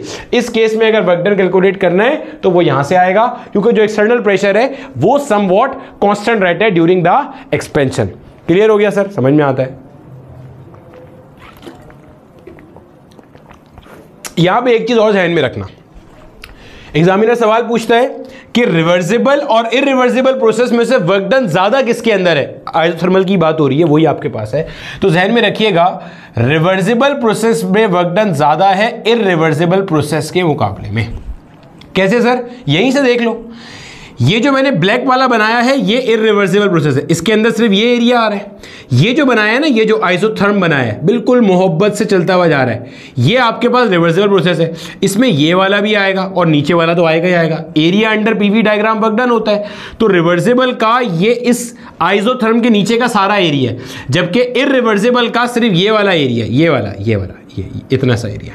तो रिवर्सिबल में वर्क डन ज्यादा होता है और इररिवर्सिबल में वर्क डन आपके पास कैसा होता है, कम होता है। ठीक हो गया सर, समझ में आती है। छाप लो जल्दी से, आगे चले, इसके दो एक सवाल करते हैं और फिर आगे चलते हैं। ठीक है मेरे बच्चे। अच्छा, इसके अंदर ना इसकी एक मिसाल और आपको दे देते हैं। एक मिसाल दी है ना अभी मैंने आपको, एक मिसाल मैंने आपको दी है इररिवर्सिबल आइसोथर्मल प्रोसेस। एक मिसाल और देते हैं ताकि आपको ना फील हो जाए कि इररिवर्सिबल प्रोसेस क्या होता है, फिर सवाल पे चलेंगे। देखो मैं फिर एक बार रिपीट कर देता हूँ, ये टॉपिक थोड़ा सा इस तरह का है जो अमूमी तौर पे बच्चे जो है ना वो फ़ौरन से नहीं समझते, लेकिन पढ़ना ज़रूरी है, क्योंकि इसके बगैर जो हमारा आगे कह लो कि एंट्रोपी का कॉन्सेप्ट है ना वो इतना मज़ेदार समझ में नहीं आएगा। ठीक है, गुजारे लायक तो हो जाएगा लेकिन मज़ेदार समझने के लिए नहीं आएगा। ठीक है, आपके जितने भी रिवर्सिबल प्रोसेस होते हैं वो आइसो इंट्रोपिक होते हैं। उसके अंदर आपकी जो सिस्टम की इंट्रोपी होती है वो नेट इंट्रोपी चेंज जीरो आ रहा होता है, ठीक है। और इरिवर्सिबल प्रोसेस में आपके पास जो इंट्रोपी है वो बढ़ रही होती है, ठीक है, ध्यान में रखिएगा ये बात भी। चलो अभी मजीद भी देखते हैं इसके अंदर। रिवर्सिबल प्रोसेस क्या होता है? Extremely slow process, quasi static process, system हर पॉइंट पे इक्विलिब्रियम मेंटेन करता जा रहा होता है, हर पॉइंट पर पीवीटी डिफाइन कर सकते हैं। इनिशियल और फाइनल तक, आप इनिशियल से फाइनल तक कैसे पहुंचे आप कर्व प्लॉट करके बता सकते हो। Irreversible process that can not be retraced without changing the surrounding, इसमें सराउंडिंग चेंज होती है, कैसे, इसकी एक मिसाल देते हैं। अब देखो ये हमारे पास एक और है, इसको आप कहते हो मेरा बेटा फ्री एक्सपेंशन ऑफ गैस। क्या कहते हो? फ्री एक्सपेंशन ऑफ गैस, सही है। फ्री एक्सपेंशन ऑफ गैस एक ऐसा प्रोसेस है कि जिसको हम इरिवर्सिबल आइसोथर्मल प्रोसेस भी कहते हैं और इरिवर्सिबल एडियाबैटिक प्रोसेस भी कहते हैं। ये क्लासिक एग्जांपल है irreversible isothermal as well as irreversible adiabatic process की। सर कैसे? अभी समझते हैं आहिस्ता आहिस्ता, कोई जल्दी नहीं है, जल्दी हमें कोई है ही नहीं, ठीक है, समझो जरा। ये मान लो मेरे पास एक कोई कंटेनर है, और कैसा कंटेनर है भाई? मेरे पास बिल्कुल एक इंसुलेटेड कंटेनर है। कैसा? बिल्कुल एक इंसुलेटेड कंटेनर है, ठीक है, इंसुलेटेड कंटेनर है सर। और यहां पे मेरे पास क्या है? यहां पे मेरे पास एक मान लो कोई पिस्टन मौजूद है, बोला ठीक है सर, इंसुलेटेड कंटेनर है। इसके एक तरफ आपके पास वैक्यूम है, वैक्यूम मतलब कोई एटमॉस्फेयर नहीं है, खाली जगह है, वैक्यूम है एक तरफ, और एक तरफ हमारे पास ऐसे गैस मौजूद है। एक तरफ हमारे पास क्या है? ऐसे करके गैस मौजूद है। बोला ठीक है सर। अब समझना गौर से, हम क्या पढ़ रहे हैं? हम इरिवर्सिबल प्रोसेस की मिसाल पढ़ रहे हैं। इरिवर्सिबल प्रोसेस क्या होता है? एक ऐसा प्रोसेस कि जिसको आप वापस रीट्रेस नहीं कर सकते without changing the surrounding. Reversible process में क्या था? आप वापस रीट्रेस करोगे, no change in the surrounding will occur. यानी कि जैसे रिवर्सिबल आइसोथर्मल एक्सपेंशन हुआ, सराउंडिंग से हीट अंदर आई, कंप्रेशन करते हुए उतनी ही हीट बाहर निकल गई, तो net change in the surrounding क्या हुआ? 0 भाई 10 रुपए मैंने तुम्हें दिए, तुमने 10 रुपए मुझे दे दिए, बात बराबर हो गई। एक्सपेंशन की, फिर कंप्रेशन की, तो नेट चेंज इन सराउंडिंग 0 हो गया। नेट चेंज इन सराउंडिंग बचा नहीं, पहले work done by the gas हुआ, फिर उतना ही work done on the gas हो गया। अब यहां देखो, ये जो गैस के मॉलिक्यूल्स हैं, यहां पे मान लो इस वक्त इनकी जो इंटरनल एनर्जी है वो U है, जो टेम्परेचर है वो क्या है? T है, और ये यहां पे प्रेशर एग्जर्ट कर रहे हैं, और इनका जो प्रेशर है वो आपके पास क्या है? PG के बराबर है। बोला ठीक है सर। और अभी यहां पे टाइम T इक्वल 0 है। बोला ठीक है सर। और यहां से अब की बार एक्सटर्नल प्रेशर क्या है आपके पास? 0 है। क्यों सर? भाई वैक्यूम है, वैक्यूम है। जब वैक्यूम है तो यहां पे कोई एटमॉस्फेयर नहीं है, कोई एटमॉस्फेयर नहीं है। सर ये यहां रुका हुआ क्यों है? मान लो मैंने यहां से इसको हल्का सा पकड़ा हुआ था, जैसे ही मैं इसको छोड़ूंगा, जैसे ही मैं इसको छोड़ूंगा तो क्या होगा? इसकी सूरत हाल ऐसे हो जाएगी कि ये मेरा इंसुलेटेड चेंबर था, ये जो पिस्टन था ये यहां जाके चिपक जाएगा। बोलो हाँ या ना? ये पिस्टन मेरे इधर आके लग गया, और ये जो गैस थी ये पूरे के पूरे इसमें फैल गई। बोलो हाँ या ना? ये जो गैस थी ये क्या हुआ? ये पूरे इसमें फैल गई। पहले आधे चेंबर में थी, ये पूरे चेंबर में फैल गई। अब एक बात समझो, अगर मैं आपसे पूछूं कि work done by the gas कितना है, तो यहां पे गैस ने कोई काम नहीं किया, work done by the gas 0 है। वर्क डन कब होता है? जब फोर्स लगे और डिस्प्लेसमेंट कवर हो। सर यहां डिस्प्लेसमेंट तो कवर करी पिस्टन ने, भाई पिस्टन पहले यहां था अब यहां आ गया। सर डिस्प्लेसमेंट तो कवर हुई, लेकिन फोर्स नहीं लगी ना। क्यों सर? फोर्स क्यों नहीं लगी? मुझे एक बात बताओ, क्या यहां से कोई ओपोजिशन मिल रही थी? नहीं मिल रही थी। तो क्या इस पिस्टन को आगे जाने के लिए किसी धक्के की जरूरत थी? नहीं थी। वो तो मैंने यहां पकड़ के रखा हुआ था इसलिए रुका हुआ था, जैसे ही मैंने हटाया वो आगे चला गया। Getting my point? देखो वर्क डन कब होता है? जब आप फोर्स लगाते हो, और फोर्स हमेशा लगती है किसी रेजिस्टेंस को ओवरकम करने में। अगर जमीन का कोफिशिएंट ऑफ फ्रिक्शन 0 है तो चीजें जिसको एक बार स्लाइड करने के लिए छोड़ दिया वो सारी जिंदगी चीज स्लाइड ही करती रहेगी, कभी रुकेगी नहीं। पॉइंट समझ में आ रहा है? मतलब मान लो एक ऑब्जेक्ट ऐसे स्लाइड करता हुआ जा रहा है, जमीन का कोफिशिएंट ऑफ फ्रिक्शन 0 है, मैंने उस पर हाथ रख दिया। अब इसका मतलब ये थोड़ी है कि मैं इस पे फोर्स लगा रहा हूं तो वो स्लाइड कर रहा है। भाई जमीन का कोफिशिएंट ऑफ फ्रिक्शन ही 0 है, वो खुद ही स्लाइड करता हुआ जा रहा है, मैं तो जैसे उसका पार्ट बना हुआ हूं। Getting my point? मैं तो उसका पार्ट बना हुआ हूं। तो यहां पे ये पिस्टन खुद ही आगे जा रहा था क्योंकि यहां पे कोई ओपोजिशन नहीं है। तो work done by the gas क्या होता है? यहां पे 0 होता है। और आपके पास ये इंसुलेटेड चेंबर है, यानी कि ना कोई हीट आएगी ना कोई हीट जाएगी।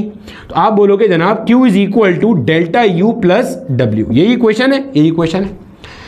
आपने सिस्टम को हीट नहीं दी, सिस्टम ने कोई वर्क डन नहीं किया, इसका मतलब यहां पे चेंज इन इंटरनल एनर्जी भी क्या होगा? 0 होगा। जब चेंज इन इंटरनल एनर्जी 0 है, इसका मतलब चेंज इन टेम्परेचर भी क्या होगा? 0 होगा। इसका मतलब टेम्परेचर जो पहले था वही अब है, टेम्परेचर जो पहले था वही अब है, टेम्परेचर जो पहले था वही अब है, टेम्परेचर चेंज नहीं हुआ। अब आप देखो, मैं कह रहा था ना कि हमारे पास ये क्लासिक एग्जांपल है किसकी? इररिवर्सिबल कैसे, वो तो बताऊंगा, लेकिन पहले ये समझ लो कि आइसोथर्मल और एडियाबैटिक दोनों की एग्जांपल है। देखो, क्या टेम्परेचर चेंज हुआ? नहीं सर, आइसोथर्मल प्रोसेस। क्या इंसुलेटेड चेंबर है और क्या heat supply to the system 0 है? Yes sir. इसका मतलब एडियाबैटिक प्रोसेस है। Irreversible isothermal process, temperature change नहीं हुआ। इररिवर्सिबल एडियाबैटिक प्रोसेस, क्योंकि आपने हीट सप्लाई भी नहीं करी। Getting my point? अब सर ये इररिवर्सिबल क्यों है ये समझा दें जरा, समझना।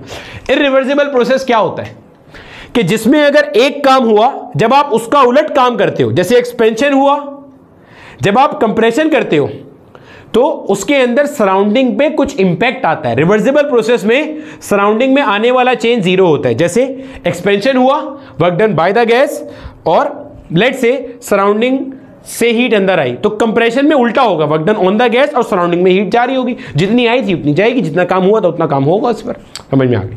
अब यहां समझो, अब देखो मेरी बात समझो अच्छे से देखना। जब यहां पर एक्सपेंशन हुआ, मैं तुम्हें 2 तरह से समझाऊंगा। जब यहां पर एक्सपेंशन हुआ, पिस्टन आगे गया, तो work done by the gas कितना हुआ? 0 हुआ। भाई गैस को काम ही नहीं करना पड़ा ना, क्योंकि यहां पे रेजिस्टेंस ऑफर्ड 0 थी, इधर कोई रेजिस्टेंस ही ऑफर नहीं हो रही। भाई फोर्स तब लगानी पड़ती है जब, देखो आप बोलोगे सर मॉलिक्यूल्स आके टकरा तो रहे हैं ना, अबे वो जो टकरा रहे हैं वो तो अपनी काइनेटिक एनर्जी की वजह से टकरा रहे हैं, उस टकराने का आगे जाने से कोई ताल्लुक नहीं है। अगर मॉलिक्यूल्स यहां ना टकराएं वो तब भी आगे चला जाएगा। क्यों? क्योंकि इधर कोई रेजिस्टेंस नहीं है जो इसे रोकने का सबब बनेगी। Getting my point?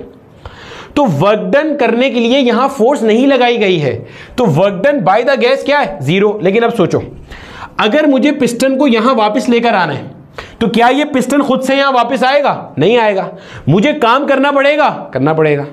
समझो, यानी कि एक्सपेंशन करते हुए work done by the gas 0 है, लेकिन अगर मुझे कंप्रेशन करनी है, अगर मुझे पिस्टन को वापस यहां लाना है, तो मुझे जो work done on the gas करना पड़ेगा, ये तो नॉन जीरो होगा, यानी कि मुझे काम करना पड़ेगा। सोचो, मुझे एक्सटर्नल प्रेशर अप्लाई करना पड़ेगा, फोर्स अप्लाई करनी पड़ेगी, तब जाके यहां आएगा। तो ये नेट चेंज इन सराउंडिंग 0 तो नहीं हुआ। एक्सपेंशन करते वक्त गैस ने कोई काम नहीं किया। अब कंप्रेशन करते वक्त मुझे गैस पर काम करना पड़ रहा है, तो अगर ये यहां से यहां गया और मैं वापस यहां लाया, तो नेट चेंज इन सराउंडिंग 0 नहीं हुआ। रिवर्सिबल प्रोसेस में क्या था कि डायरेक्ट प्रोसेस को छोटा सा इन्फिनिटेसिमल चेंज करके आप वापस अपने इनिशियल पॉइंट पे ला सकते हो, और जो काम जाते वक्त हुआ होगा आते वक्त वही काम होगा, और नेट चेंज इन सराउंडिंग 0 होगा। लेकिन यहां पे ऐसा नहीं हो रहा, मुझे work done on the gas करना पड़ रहा है। अच्छा, और मिसाल ले लो, जब यहां पे एक्सपेंशन हुआ, और से सुनना, जब यहां पे एक्सपेंशन हुआ तब जो टेम्परेचर चेंज आया वो 0 आया, जो इंटरनल एनर्जी का चेंज आया वो 0 आया जब एक्सपेंशन हुआ। क्यों सर? क्योंकि भैया आपने हीट सप्लाई नहीं करी, हीट सप्लाई नहीं करी, जो इंटरनल एनर्जी का चेंज 0 हुआ, चेंज इन टेम्परेचर भी कैसा आया? 0 आया। लेकिन अगर आप इसको यहां से आगे लेकर आते हो, यहां से आगे लेकर आते हो, तो अगर आप work done on the gas नहीं, work done on the gas करोगे, तो ये जो work done on the gas है, क्या मैं कह सकता हूं ये उसकी इंटरनल एनर्जी चेंज करेगा? ये सब हमने पढ़ा हुआ है कि सिस्टम पर जब काम किया जाता है तो वो सिस्टम की इंटरनल एनर्जी को बढ़ाने का सबब बनता है। तो जब मैं work done on the gas करूंगा इसको पीछे लाते हुए, तो इसका मतलब इंटरनल एनर्जी क्या होगी? बढ़ेगी, और आपका जो टेम्परेचर है उसमें चेंज आएगा। चेंज इन टेम्परेचर भी फिर जीरो नहीं होगा। पहले चेंज इन टेम्परेचर जीरो था, अब चेंज इन टेम्परेचर भी आ रहा है और पॉजिटिव आ रहा है। अब आप समझो इस बात को, तो यहां पे सराउंडिंग आपकी चेंज हो गई। भाई पहले अगर ऐसा होता कि जब आप कर रहे थे आपको यहां पे ये नेगेटिव हो जाएगा, क्योंकि work done on the gas हम नेगेटिव लेते हैं, ठीक है। अगर ऐसा होता कि पहले work done by the gas positive था और अब उतना ही नेगेटिव आ रहा है, तो आप कहते हैं net change in surrounding zero है। पहले अगर ऐसा होता कि टेम्परेचर कम हो रहा होता, टेम्परेचर कम हो रहा होता, अब बढ़ रहा है, तो हम कहते हैं net change in surrounding zero है। लेकिन पहले तो कुछ हो ही नहीं रहा था, ना वर्क डन हुआ ना चेंज इन टेम्परेचर आया। लेकिन अब work done on the gas भी हो रहा है, यानी कि सराउंडिंग को काम करना पड़ रहा है, सराउंडिंग चेंज हो रही है, पहले नहीं था अब हो रहा है, और टेम्परेचर भी क्या हो रहा है, चेंज हो रहा है। तो इसका मतलब सराउंडिंग यहां पे चेंज हो गई है। Getting my point. तो मैंने दो अलग अलग तरीके से आपको समझा दिया। ये फ्री एक्सपेंशन ऑफ गैस है, ये इररिवर्सिबल क्या है, इररिवर्सिबल आइसोथर्मल प्रोसेस की मिसाल या इररिवर्सिबल एडियाबैटिक प्रोसेस की मिसाल। एक और चीज समझ लेना, पीछे जो इररिवर्सिबल आइसोथर्मल प्रोसेस पढ़ाया था वो इंसुलेटेड उसमें नहीं था, ये इंसुलेटेड वाले की मिसाल है। यहां work done by the gas zero है। तो अगर इररिवर्सिबल आइसोथर्मल प्रोसेस होगा ना कंडक्टिंग बेस के साथ, तो उसके वर्क डन का फॉर्मूला वो है जो हमने पढ़ा था, P external into delta we. ठीक है मेरे बच्चे, छाप लो जल्दी से। अब इसके हम लोग क्या करते हैं, सवालात करते हैं। अब देखो मेरे बच्चे, आपके सामने जो है ना वो दो सवाल मैंने यहां पे दिए हुए हैं। सवाल कहता है 1 mole of an ideal gas expends isothermally and irreversibly from 2 liter to 10 liter against an external pressure of 1 atmospheric। और हमें ये बात पता है 1 एटमॉस्फेरिक या 1 atm बराबर है 1 × 10⁵ न्यूटन पर मीटर स्क्वायर। दूसरी चीज, ये जो मैंने आपको फ्री एक्सपेंशन ऑफ गैस का कॉन्सेप्ट बताया है, ये सेम कॉन्सेप्ट आपको पंजाब बोर्ड की जो पुरानी किताब है क्लास 11 की, उसके अंदर भी लिखा मिलेगा, और सिंध बोर्ड की जो नई किताब है उसमें क्लास 12 में जो सेकंड चैप्टर है फर्स्ट लॉ ऑफ थर्मोडायनेमिक्स या third chapter second law of thermodynamics, जहां पे रिवर्सिबल और इररिवर्सिबल प्रोसेस का टॉपिक है, उसमें भी लिखा हुआ है। बस मैंने कंटेनर को ऐसे दिखाया है, उन्होंने ऐसे दिखाया है। मैंने यहाँ पे पिस्टन रखा था जिसको मैंने कहा मैंने पकड़ के रखा हुआ है, और फिर जैसे ही छोड़ा तो वो पिस्टन आगे जाके चिपक गया। तो उन्होंने ऐसे रखा और यहाँ पे एक मेम्ब्रेन लगाया हुआ है, और वो मेम्ब्रेन को अपने साथ ले जाती हुई गैस ऊपर वैक्यूम वाले पार्ट में चिपक जाती है दीवार के साथ। तो आप पढ़ोगे मज़ा आ जाएगा आपको ना, कॉन्सेप्ट का फील आएगा कि रिवर्सिबल प्रोसेस क्या होता है। मैंने इतनी सारी पहचान बता दी। ऐसा प्रोसेस जो इन्फिनिटेसिमली स्लो होता है, बहुत सारे स्टेप्स में होता है, और कोई भी आपने एक कदम उठाया, मान लो एक्सपेंशन हुई, तो रिवर्स काम चुन्ना सा करने पर वापस अपनी जगह पर आ जाएगा without leaving any trace on the surrounding. Surrounding में कोई चेंज नहीं आने देगा, हर लम्बे इक्विलिब्रियम पे रहता है। पीवीटी इनिशियल से फाइनल जाते हुए हर पॉइंट पे वाज़े तौर पे डिफाइन कर सकते हो। क्वासी स्टैटिक होता है, स्लो प्रोसेस होता है, ठीक है। Irreversible that can not B retrace backward. और आगे चल के जब हम इसको पढ़ेंगे ना, तो हम ये पढ़ेंगे कि इरिवर्सिबल प्रोसेस में इंट्रोपी बढ़ती है, रिवर्सिबल प्रोसेस में नेट चेंज इन इंट्रोपी जीरो आता है, ठीक है, पढ़ेंगे। तो अब ये कहता है 1 मोल आइडियल गैस का है, एक्सपेंड करता है isothermally and irreversibly at 300 kelvin from this to this against external pressure of this.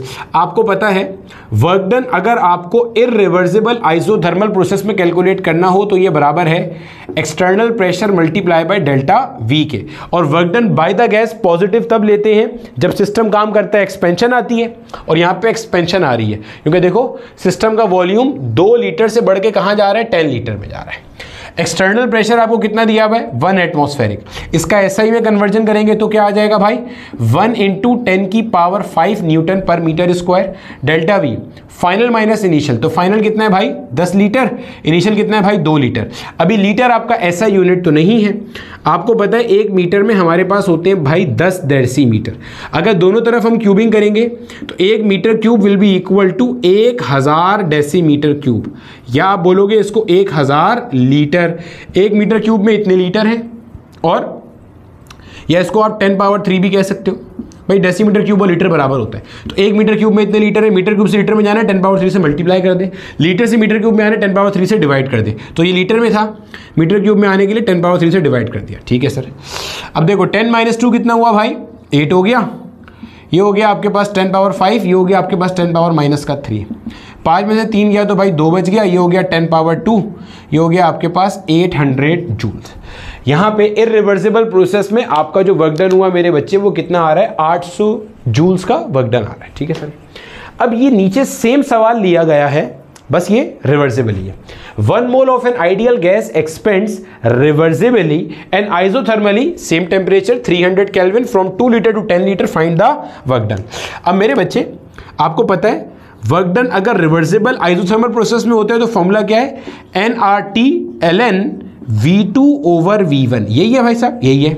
अब 1 मोल की बात कर रहा है, बोला 1 मोल आ गया, और R कितना है आपके पास 8.314 है, और टेम्परेचर कितना दिया हुआ है, डायरेक्ट केल्विन में ही गिवन है, तो 300 kelvin multiply by ln। ln का मतलब होता है log to the base e। आप अगर कैलकुलेटर से इसको देख रहे होगे, ऑब्वियसली ये कैलकुलेटर वाला ही सवाल है, तो इस तरीके से आपके कैलकुलेटर में एक बटन बना होगा log, इधर आप e लिखोगे, e एक्सपोनेंट फंक्शन इधर लिखोगे, और इधर आप ये वैल्यू लिखोगे ln, ये ln होता है log to the base e। ठीक है सर। और V2 कितना है भाई 10 है, और V1 कितना है आपके पास 2 है। इसको आप अपने कैलकुलेटर से सॉल्व करोगे तो मेरे बच्चे इसको जब आप कैलकुलेटर से सॉल्व करेंगे तो आंसर आएगा आपके पास 4014 जूल्स। आंसर आएगा आपके पास इसका 4014 जूल। यहां से भी देखो आपको ये बात नजर आ रही है जो मैंने आपको पहले पढ़ाया था कि work done in reversible process ज्यादा है as compared to work done in irreversible process. जब सिस्टम काम करेगा, सिस्टम काम कर रहा है तो work done in reversible process ज्यादा होगा और work done in irreversible process कम होगा। पूछा जाए तो work done in reversible isothermal process ज्यादा है और work done in irreversible isothermal process कम है। ठीक है मेरे बच्चे, छाप लो जल्दी से। अब थोड़ी सी बात साइक्लिक प्रोसेस की कर ली जाए, जिसपे हम ऑलरेडी काफी टाइम स्पेंड कर चुके हैं। अब देखो मेरे बच्चे, हमारे पास जो अगला प्रोसेस है वो हमारे पास है साइक्लिक प्रोसेस। ठीक है, साइक्लिक प्रोसेस क्या होता है, मान लो आपके पास, गौर से सुनना, समझना अच्छे से, एक साइक्लिक प्रोसेस क्या होता है, और ये समझना बहुत ज़रूरी है आगे चलने से पहले, क्योंकि आगे हमने कार्नोट साइकिल की बात करनी है। यहाँ मान लो मेरा बेटा हमारे पास एक स्टेट है, यहाँ मान लो हमारे पास एक कोई और स्टेट है इस जगह पे। सर स्टेट क्या होती है, एक certain value of pressure volume temperature आपके पास कहलाती है स्टेट। मान लो आपके पास कोई गैस है, उसका एक स्टेट है जिसका एक सर्टेन प्रेशर है, एक सर्टेन वॉल्यूम है। आपने गैस को किसी एक थर्मोडायनेमिक प्रोसेस से गुजारा और आप यहां आ गए। पहले ये स्टेट थी, अब ये स्टेट हो गई, बोला ठीक है सर। और आपने वापस इसी किसी थर्मोडायनेमिक प्रोसेस से गुजारा और आप यहां आ गए। और तो सुनना, ऐसा प्रोसेस आपके पास कहलाता है साइक्लिक प्रोसेस, कि जिसमें जहां से इब्तिदा हुई थी वहीं इंतहा हो जाए। रिवर्सिबल प्रोसेस और साइक्लिक प्रोसेस दो अलग चीजें हैं, ये समझना अच्छे से। रिवर्सिबल प्रोसेस ये था कि मान लो आप एक स्टेट से, ये अगर पीवी डायग्राम है, आप एक स्टेट से एक सर्टेन स्टेट में गए। गौर से सुनना, सुनिएगा। रिवर्सिबल और साइक्लिक प्रोसेस देखने में एक जैसा लगता है, एक जैसा नहीं है। रिवर्सिबल प्रोसेस ये कि भाई ये स्टेट 1 था, ये स्टेट 2 था, आप यहां से यहां गए। पहली चीज, आप गए बहुत आहिस्ता आहिस्ता आहिस्ता, आपने बहुत फूक फूक कर कदम रखा, आपका हर कदम बहुत नपा तुला था, आपने जो भी स्टेप लिया बहुत चुनने से चेंज से लिया, और वही चुनना सा चेंज अगर रिवर्स करो तो आप वापस पीछे आ जाओगे। एक ऐसे गए। दूसरा, अगर आपको 2 से 1 पे आना है तो आप इसी रास्ते पे वापस आओगे। यही तो है रिवर्सिबल प्रोसेस। रिवर्सिबल प्रोसेस क्या है, a process that can be retraced in exact fashion, कि जिसके अंदर आप आए थे उसी में आप वापस गए। 1 से 2 में गए और 2 से 1 में एज इट इज आए, तो जाते हुए जितनी हीट ली थी आते हुए उतनी हीट दी, जाते हुए जितना वर्क डन किया था आते हुए उतना ही work done on the system हुआ। Getting my point. Cyclic process. अच्छा, दूसरी चीज, रिवर्सिबल प्रोसेस में आप वापस आओ ऐसी कोई शर्त नहीं है, लाजिम नहीं है। इट कैन बी, मतलब कैन बी से क्या मुराद है, आप पढ़ सकते हो, लेकिन आप पढ़ रहे हो ये लाजमी थोड़ी है। आप खाना खा सकते हो, सलाहियत है, मुंह भी है, जबान भी है, जबड़े भी है, दांत भी है, लेकिन अभी खा रहे हो कोई लाजमी थोड़ी है। आप सोच सकते हो, पढ़ सकते हो, लेक्चर समझ सकते हो, सारा कंटेंट इस चैनल पे मौजूद है, लेकिन आप पढ़ रहे हो कोई लाजमी थोड़ी है। तो reversible process it can be retraced, लेकिन रीट्रेस किया जाए ऐसा कोई लाजमी नहीं है। यहां पे साइक्लिक प्रोसेस में क्या है, जहां से शुरू करेंगे घूम फिर कर वापस वहीं पर आएंगे, और जिस रास्ते से जाएं उसी से वापस आए, ऐसा कोई लाजमी नहीं है भाई, कोई लाजमी नहीं है ऐसा। बोला ठीक है, ऐसा समझ में आ गया। साइक्लिक प्रोसेस में सिर्फ ये होता है कि भाई जो आपका इनिशियल पॉइंट होता है ना वो हमेशा एक बराबर रहता है, आप पूरी कहानी करने के बाद वहीं से वापस शुरू करते हो, ठीक है। और अब देखो ये आपके पास साइक्लिक प्रोसेस में आपके पास ना डेल्टा यू जीरो होता है, net change in internal zero होता है। क्यों सर, समझना। मान लो आपके पास 1 से 2 जाते हुए इंटरनल एनर्जी ना 2 जूल चेंज हुई। समझिएगा, मिसाल दे रहा हूं, यहां से जब आपने गैस को उठा के 2 पे लेकर गए तो मान लो इंटरनल एनर्जी में +2 जूल का चेंज आया। तो जब मेरे बच्चे आप 2 से 1 पे आओगे, जब आप 2 से 1 पे आओगे तो इंटरनल एनर्जी का जो चेंज होगा वो -2 जूल का होगा। तो इस पॉइंट पे जब आप net change in internal energy calculate करोगे, भाई यहां से यहां जाते हुए चेंज आया +2 जूल का, यहां से यहां जाते हुए चेंज आया -2 जूल का, तो net change in internal energy क्या होगी, 0। रीजन, इंटरनल एनर्जी एक स्टेट वेरिएबल है जो कि स्टेट पे डिपेंड करता है, पाथ पे डिपेंड नहीं करता। जब पाथ पे डिपेंड नहीं करता तो इसका मतलब क्या हुआ, पाथ पे डिपेंड ना करने का मतलब यह है इसका जो टेम्परेचर पहले था वही फाइनल है, मतलब गैस का जो इनिशियल टेम्परेचर था वही फाइनल टेम्परेचर है, तो जो इनिशियल इंटरनल एनर्जी थी वही फाइनल है, तो net change in internal energy क्या होगा, 0 होगा। साइक्लिक प्रोसेस के अंदर ओवरऑल या net change in internal energy आपके पास क्या होता है, 0 होता है। तो अगर आप फर्स्ट लॉ ऑफ थर्मोडायनामिक्स लिखोगे तो it is Q = delta U + W। अब ये पूरा 0 हो जाएगा, तो इसका मतलब पूरे प्रोसेस में 1 से 2, पूरा प्रोसेस यहां पे क्या है, 1 से 2 गए, 2 से 1 आए। सर क्या लाजमी ऐसे ही होगा, कोई लाजमी नहीं है भाई, और भी स्टेप्स इन्वॉल्व हो सकते हैं। थर्मोडायनामिक्स के लेक्चर 2 और 3 में मैंने इसके अंदर वर्क डन कैलकुलेट करना भी बहुत तसल्ली से सिखाया था, अगर आपने देखा होगा तो, ठीक है। तो मान लो ये आपके पास 1 है, आप 1 से ऐसे गए 2 में, फिर 2 से आप ऐसे आए 3 में, फिर 3 से आप ऐसे गए कहाँ, 4 में, फिर 4 से वापस आ गए 1 में। अब ये एक साइक्लिक प्रोसेस है, क्योंकि आपने शुरू भी 1 से किया, 1 से गए 2 में, 2 से गए 3 में, 3 से गए 4 में, 4 से वापस कहाँ आ गए, 1 में। तो 1 से 2, 2 से 3, 3 से 4, 4 से वापस 1। तो यही इनिशियल था, यही आपके पास क्या है, फाइनल है।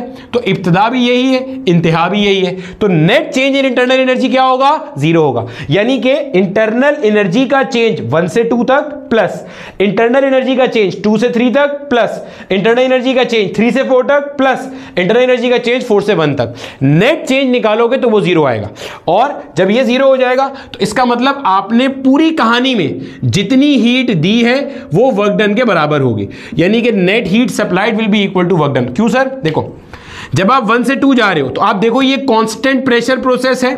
क्यों भाई, प्रेशर कांस्टेंट है और वॉल्यूम बढ़ रहा है, तो कांस्टेंट प्रेशर प्रोसेस में आप हीट देते हो जो कि इंटरनल एनर्जी चेंज करती है और वर्क डन करता है। फिर जब आप 2 से 3 पे आ रहे हो, ये कांस्टेंट वॉल्यूम प्रोसेस है। बोला ठीक है सर, ये आइसोकोरिक है और इसमें क्या हो रहा है, प्रेशर कम हो रहा है। आइसोकोरिक प्रेशर क्या हो रहा है, यहाँ पे कम हो रहा है, इसका मतलब टेम्परेचर कम हो रहा है, सिस्टम से हीट बाहर आ रही होगी, मतलब इसमें कुछ हीट इन्वॉल्व, इसमें कुछ हीट इन्वॉल्व, इसमें कुछ हीट इन्वॉल्व, इसमें कुछ हीट इन्वॉल्व, यानी कि सिस्टम ने ओवरऑल जितनी हीट ली है वो ओवरऑल वर्क डन के बराबर होगी। समझिए, यानी कि आप बोलोगे हीट 1 से 2 तक में जो भी है यहां से यहां तक में, फिर हीट 2 से 3 तक में जो भी है, मतलब यहां से यहां तक में जो भी है, चाहे ली है चाहे दी है, फिर हीट यहां से यहां तक 3 से 4 में जो भी है, प्लस हीट 4 से 1 में जो भी है, जितनी भी नेट हीट है ये किसके बराबर होगा, नेट वर्क डन के बराबर होगा। एक सिंपल सा क्वेश्चन करते हैं, आपको मजीद चीजें अभी क्लियर होना शुरू हो जाएंगी। चलो छाप लो जल्दी से। अब देखो मेरे बच्चे, आपके सामने मैंने नस 2021 का एक क्लासिक क्वेश्चन आपके सामने प्लेस किया है। सिंपल सा क्वेश्चन है। अब हम चूंकि फर्स्ट लॉ ऑफ थर्मोडायनामिक्स को ख़त्म करने जा रहे हैं और इसके बाद हम अपना सेकेंड लॉ ऑफ थर्मोडायनामिक्स शुरू करेंगे, तो ये क्वेश्चन मैं चाहूँगा कि आप तसल्ली से एक बार खुद अटैम्प्ट करें। हम पूरा फर्स्ट लॉ पढ़ चुके हैं और इसमें सारे कॉन्सेप्ट्स लग रहे हैं जितना अब तक हम पढ़ के आए हैं। ठीक है, आप देखोगे सवाल कहता है an ideal gas expands isothermally along A B. आपको यहाँ पे एक ए बी लाइन सेगमेंट दी हुई है, ये वाली, इसके अलोंग आइसोथर्मल एक्सपेंशन करता है and does 700 joules of work, और काम कितना करता है, 700 जूल काम करता है। आइडियल गैस एक्सपेंड कर रहा है और काम कर रहा है। अगर हम ए बी लाइन सेगमेंट की बात करें तो आपको कह रहे हैं ये प्रोसेस कैसा है भाई, आइसोथर्मल प्रोसेस है। आगे चलने से पहले इतनी इंफॉर्मेशन पहले पूरी कर लो। आइसोथर्मल प्रोसेस है, बोला ठीक है सर। आइसोथर्मल प्रोसेस के बारे में हमें पता है change in internal energy zero होता है। इसका मतलब ए से बी जाते हुए इंटरनल एनर्जी में कोई चेंज नहीं आया। यही तो आइसोथर्मल प्रोसेस की खास बात है। सर अब यहां तो लिखा हुआ ही नहीं है कि ये रिवर्सिबल है या इरिवर्सिबल है। जब तक ना बताया जाए वो रिवर्सिबल आइसोथर्मल प्रोसेस है, क्योंकि इरिवर्सिबल प्रोसेस मेंशन करेगा, जहन में रखना। जब तक ना बताया जाए कैसा प्रोसेस है आपका, रिवर्सिबल प्रोसेस है। सर इसकी कोई वजह है या ऐसी आपने हवाई फेंक दी? मुझे बात बताओ, आपने हर प्रोसेस की इंडिकेटर डायग्राम पढ़ी है? जी सर। इरिवर्सिबल प्रोसेस के अंदर इनिशियल और फाइनल के दरमियान में तो आपको पता ही नहीं होता कि गैस का प्रेशर, वॉल्यूम, टेम्परेचर किस अंदाज में तब्दील हो रहा है, तो उसकी इंडिकेटर डायग्राम बनाना पॉसिबल नहीं होता। तो मेरे लाल, मेरे बच्चे, जो इंडिकेटर डायग्राम पढ़ी है वो इस बात का सबूत है कि आपके सारे क्वासी स्टैटिक प्रोसेसेस हैं, रिवर्सिबल पढ़े हैं आपने। समझ आती है? तो टेंशन नहीं है, ठीक है? नहीं बता, वैसे बता दिया मैंने आपको ये बात। अच्छा जी, आगे चलो, जरा आगे चलते हैं सर, अभी समझते हैं। तो और डर एंड, अच्छा आपको पता है ना इसकी इक्वेशन क्या है, Q is equal to W। अगर ये पॉजिटिव है तो ये भी पॉजिटिव होगा। भाई जब work done by the gas होता है तो बाहर से हीट अंदर जाती है। बोला ठीक है सर। तो आपको कहते हैं 700 जूल का इसने क्या किया, 700 जूल का इसने काम किया। बोला ठीक है सर। यानी कि हीट सप्लाइड ए से बी जाते हुए और वर्क डन ए से बी जाते हुए, ये कितना हो गया आपका, 700 जूल का वर्क डन हो गया। इतनी बात हमें पता चल गई, यही है ना भाई। ए से बी के अंदर हीट सप्लाई भी इतनी है, वर्क डन भी इतना है, क्योंकि आइसोथर्मल प्रोसेस में जो हीट सप्लाई होती है वही वर्क डन होता है। Part A, how much heat does gas exchange along A B. निकाल लिया आंसर। पार्ट ए तो देखते ही सॉल्व हो गया, ठीक है? मतलब लिटरली ये सवाल आया हुआ 2021 में, और ये सवाल आपके पास 2 नंबर का है। एक नंबर पार्ट ए का, एक नंबर पार्ट बी का है। पार्ट ए सॉल्व हो गया देखते देखते ही। भाई इसने कहा कितनी हीट गैस ने एक्सचेंज करी अलोंग ए बी। भाई ए बी अगर आइसोथर्मल प्रोसेस है तो जितना उसने काम किया उतनी ही हीट एक्सचेंज करी, और साइन भी सेम है, क्योंकि काम करेगा तो हीट अंदर जाएगी और काम उस पर होगा तो हीट बाहर आएगी।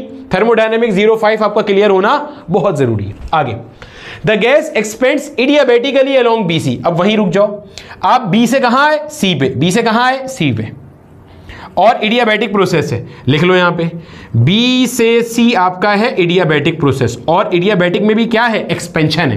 कह रहे हैं ना, द गैस एक्सपेंड्स इडियाबैटिकली। इक्वेशन याद करो, इडियाबैटिक प्रोसेस में आपका हीट सप्लाई 0 होता है, तो बी से सी जाते हुए हीट मीट कोई दी नहीं गई होगी। बोला ठीक है सर। और जो आपका सिस्टम काम करता है, work is done by the system at the cost of internal energy. बोला ठीक है सर, ये भी याद आ गया। यानी कि बी से सी जाते हुए जो काम होगा वो at the cost of internal energy हो रहा होगा। बोला ठीक है सर। और कहता है and does 400 joules of work. इस प्रोसेस में बी से सी में काम कितना किया, 400 जूल का। यानी कि यहां मैंने लिखा बी से सी जाते हुए काम कितना हुआ, 400 जूल का। इसका मतलब जो इंटरनल एनर्जी का चेंज आएगा बी से सी जाते हुए वो कितना होगा, माइनस का 400 जूल का। सर ये कैसे पता चला? भाई इडियाबैटिक प्रोसेस है, इडियाबैटिक एक्सपेंशन में वर्क होता है at the cost of internal energy. तो बी से सी जाते हुए जो वर्क डन हुआ वो 400 जूल गिवन है, ये रहा। तो बी से सी में जो चेंज इंटरनल एनर्जी आएगा वो कितना आएगा, 400 जूल का आएगा नेगेटिव के अंदर। भाई ये अपनी एनर्जी खर्च करके तो क्या होगा, क्योंकि आपने तो हीट उसे कोई दी नहीं। आगे कहते हैं when gas returns to A along C A. अब गैस यहां से यहां वापस आई है, आपको नहीं बताया गया ये कौन सा प्रोसेस है, कुछ नहीं पता आपको, नहीं पता ये कौन सा प्रोसेस है, नहीं बताया। When gas return to A along C A it exhaust 100 joule of heat. ये बताया कि जब वो सी से ए आ रहा है, प्रोसेस आपको नहीं मालूम, प्रोसेस आपको नहीं मालूम। सर ये देखने में ये लग रहा है, अबे देखने में कुछ भी लग रहा हो इससे कोई फर्क नहीं पड़ता, ध्यान में रखना इनफाइनाइट प्रोसेसेस पॉसिबल हैं थर्मोडायनामिक्स में, तो आपको नहीं पता ये कौन सा प्रोसेस है। जब सी से आ रहा है इट एग्जॉस्ट करने का मतलब क्या, सिस्टम से हीट बाहर जा रही है, तो it exhaust 100 joule of heat to the surrounding. How much work is done on the gas along this path. इस प्रोसेस में सी से ए आते हुए आपसे पूछ रहा है work done on the gas कितना हुआ, ये आपको बताना है, ये सवाल है। सेकंड पार्ट क्या है, how much work is done on the gas along this path. देखो ये कोई भी प्रोसेस हो, अब देखो समझो, सी से ए आते हुए ये कोई भी प्रोसेस हो, है थर्मोडायनेमिक का प्रोसेस है सर, और थर्मोडायनेमिक के हर प्रोसेस में फर्स्ट लॉ ऑफ थर्मोडायनेमिक्स ओबे होता है सर। यही तो मसला है, सेकंड लॉ में आपको पता चलेगा। यही प्रॉब्लम है कि first law of thermodynamics law of conservation of energy पे बेस करता है, हर थर्मोडायनेमिक प्रोसेस पे लग जाता है। फर्स्ट लॉ आपको डायरेक्शन ऑफ प्रोसेस नहीं बताता, एनर्जी कंजर्वेशन का कॉन्सेप्ट देता है, यही प्रॉब्लम है। तो सी से ए पे भी लग जाएगा, बिल्कुल लग जाएगा। तो अगर मुझे किसी तरह से Q is equal to delta U plus W, अगर मुझे किसी तरह से सी से ए तक की चेंज इन इंटरनल एनर्जी पता चल जाए तो मैं first law of thermodynamics apply करूंगा और मुझे डब्ल्यू मिल जाएगा। बोला सर ठीक है। अब देखो क्या ये साइक्लिक प्रोसेस है, गौर से देखो, ए से बी, बी से सी से ए। यस सर है। ए से बी, बी से सी से ए, ये एक कैसा है, साइक्लिक प्रोसेस है। बोला ठीक है सर, समझ में आती है। दो तरीके से मैं आपको ये सॉल्व करा दूंगा। है सर, है साइक्लिक प्रोसेस है। अगर ये साइक्लिक प्रोसेस है तो इसका मतलब net change in internal energy आपके पास क्या हो जाएगा, जीरो हो जाएगा। बोला ठीक है सर। अब समझो, net change in internal energy का मतलब change in internal energy A से B plus change in internal energy B से C plus change in internal energy C से ए, ये सब मिला के जीरो के बराबर होना चाहिए। ये एक तरीके से करा रहा हूं, अभी इसके बाद एक और तरीके से यहां करा दूंगा। ठीक है सर, जीरो होना चाहिए। Change in internal energy A से बी कितना आया, ए से बी तो जीरो था क्योंकि आइसोथर्मल था। बी से सी कितना आया भाई, बी से सी कितना आया, माइनस का 400 जूल्स आ गया। ठीक है सर। सी से ए का तो आपको नहीं पता, वो तो आपने कैलकुलेट करना है। आपको पता है कि ये सब जोड़ोगे तो जीरो के बराबर आएगा। ठीक है सर, कोई टेंशन नहीं, आ जाएगा।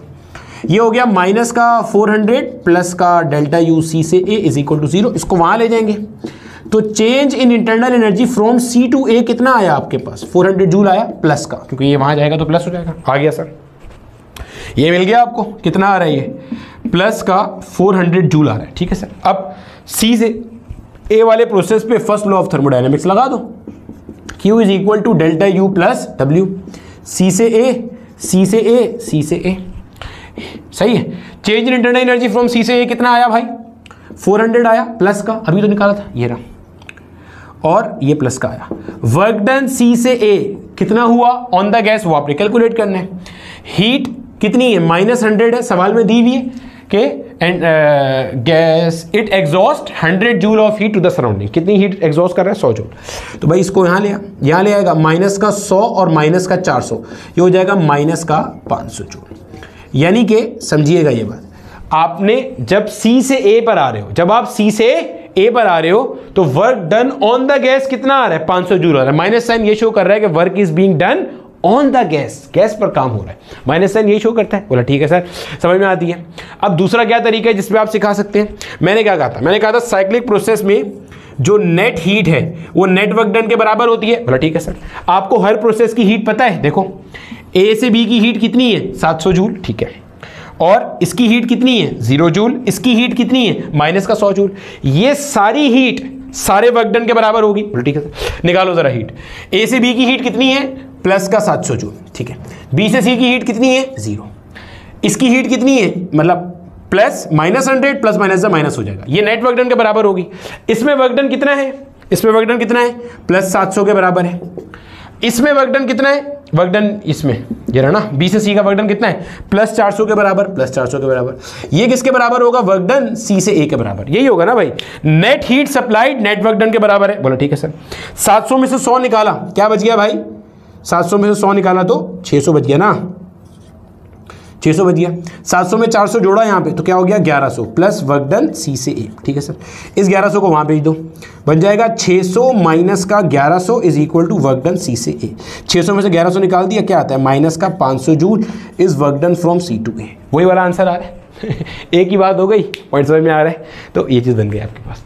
आप यहाँ पे ये भी चेक कर सकते हो, देखो आपके पास 3 प्रोसेस थे, ए से बी, बी से सी, सी से ए। यहाँ पे आप लिखो ज़रा हीट सबकी, इसकी हीट कितनी है, प्लस 700 जूल, यही है। इसकी हीट कितनी है, बी से सी की 0, सी से ए की हीट कितनी है, माइनस का 100। बोला ठीक है सर।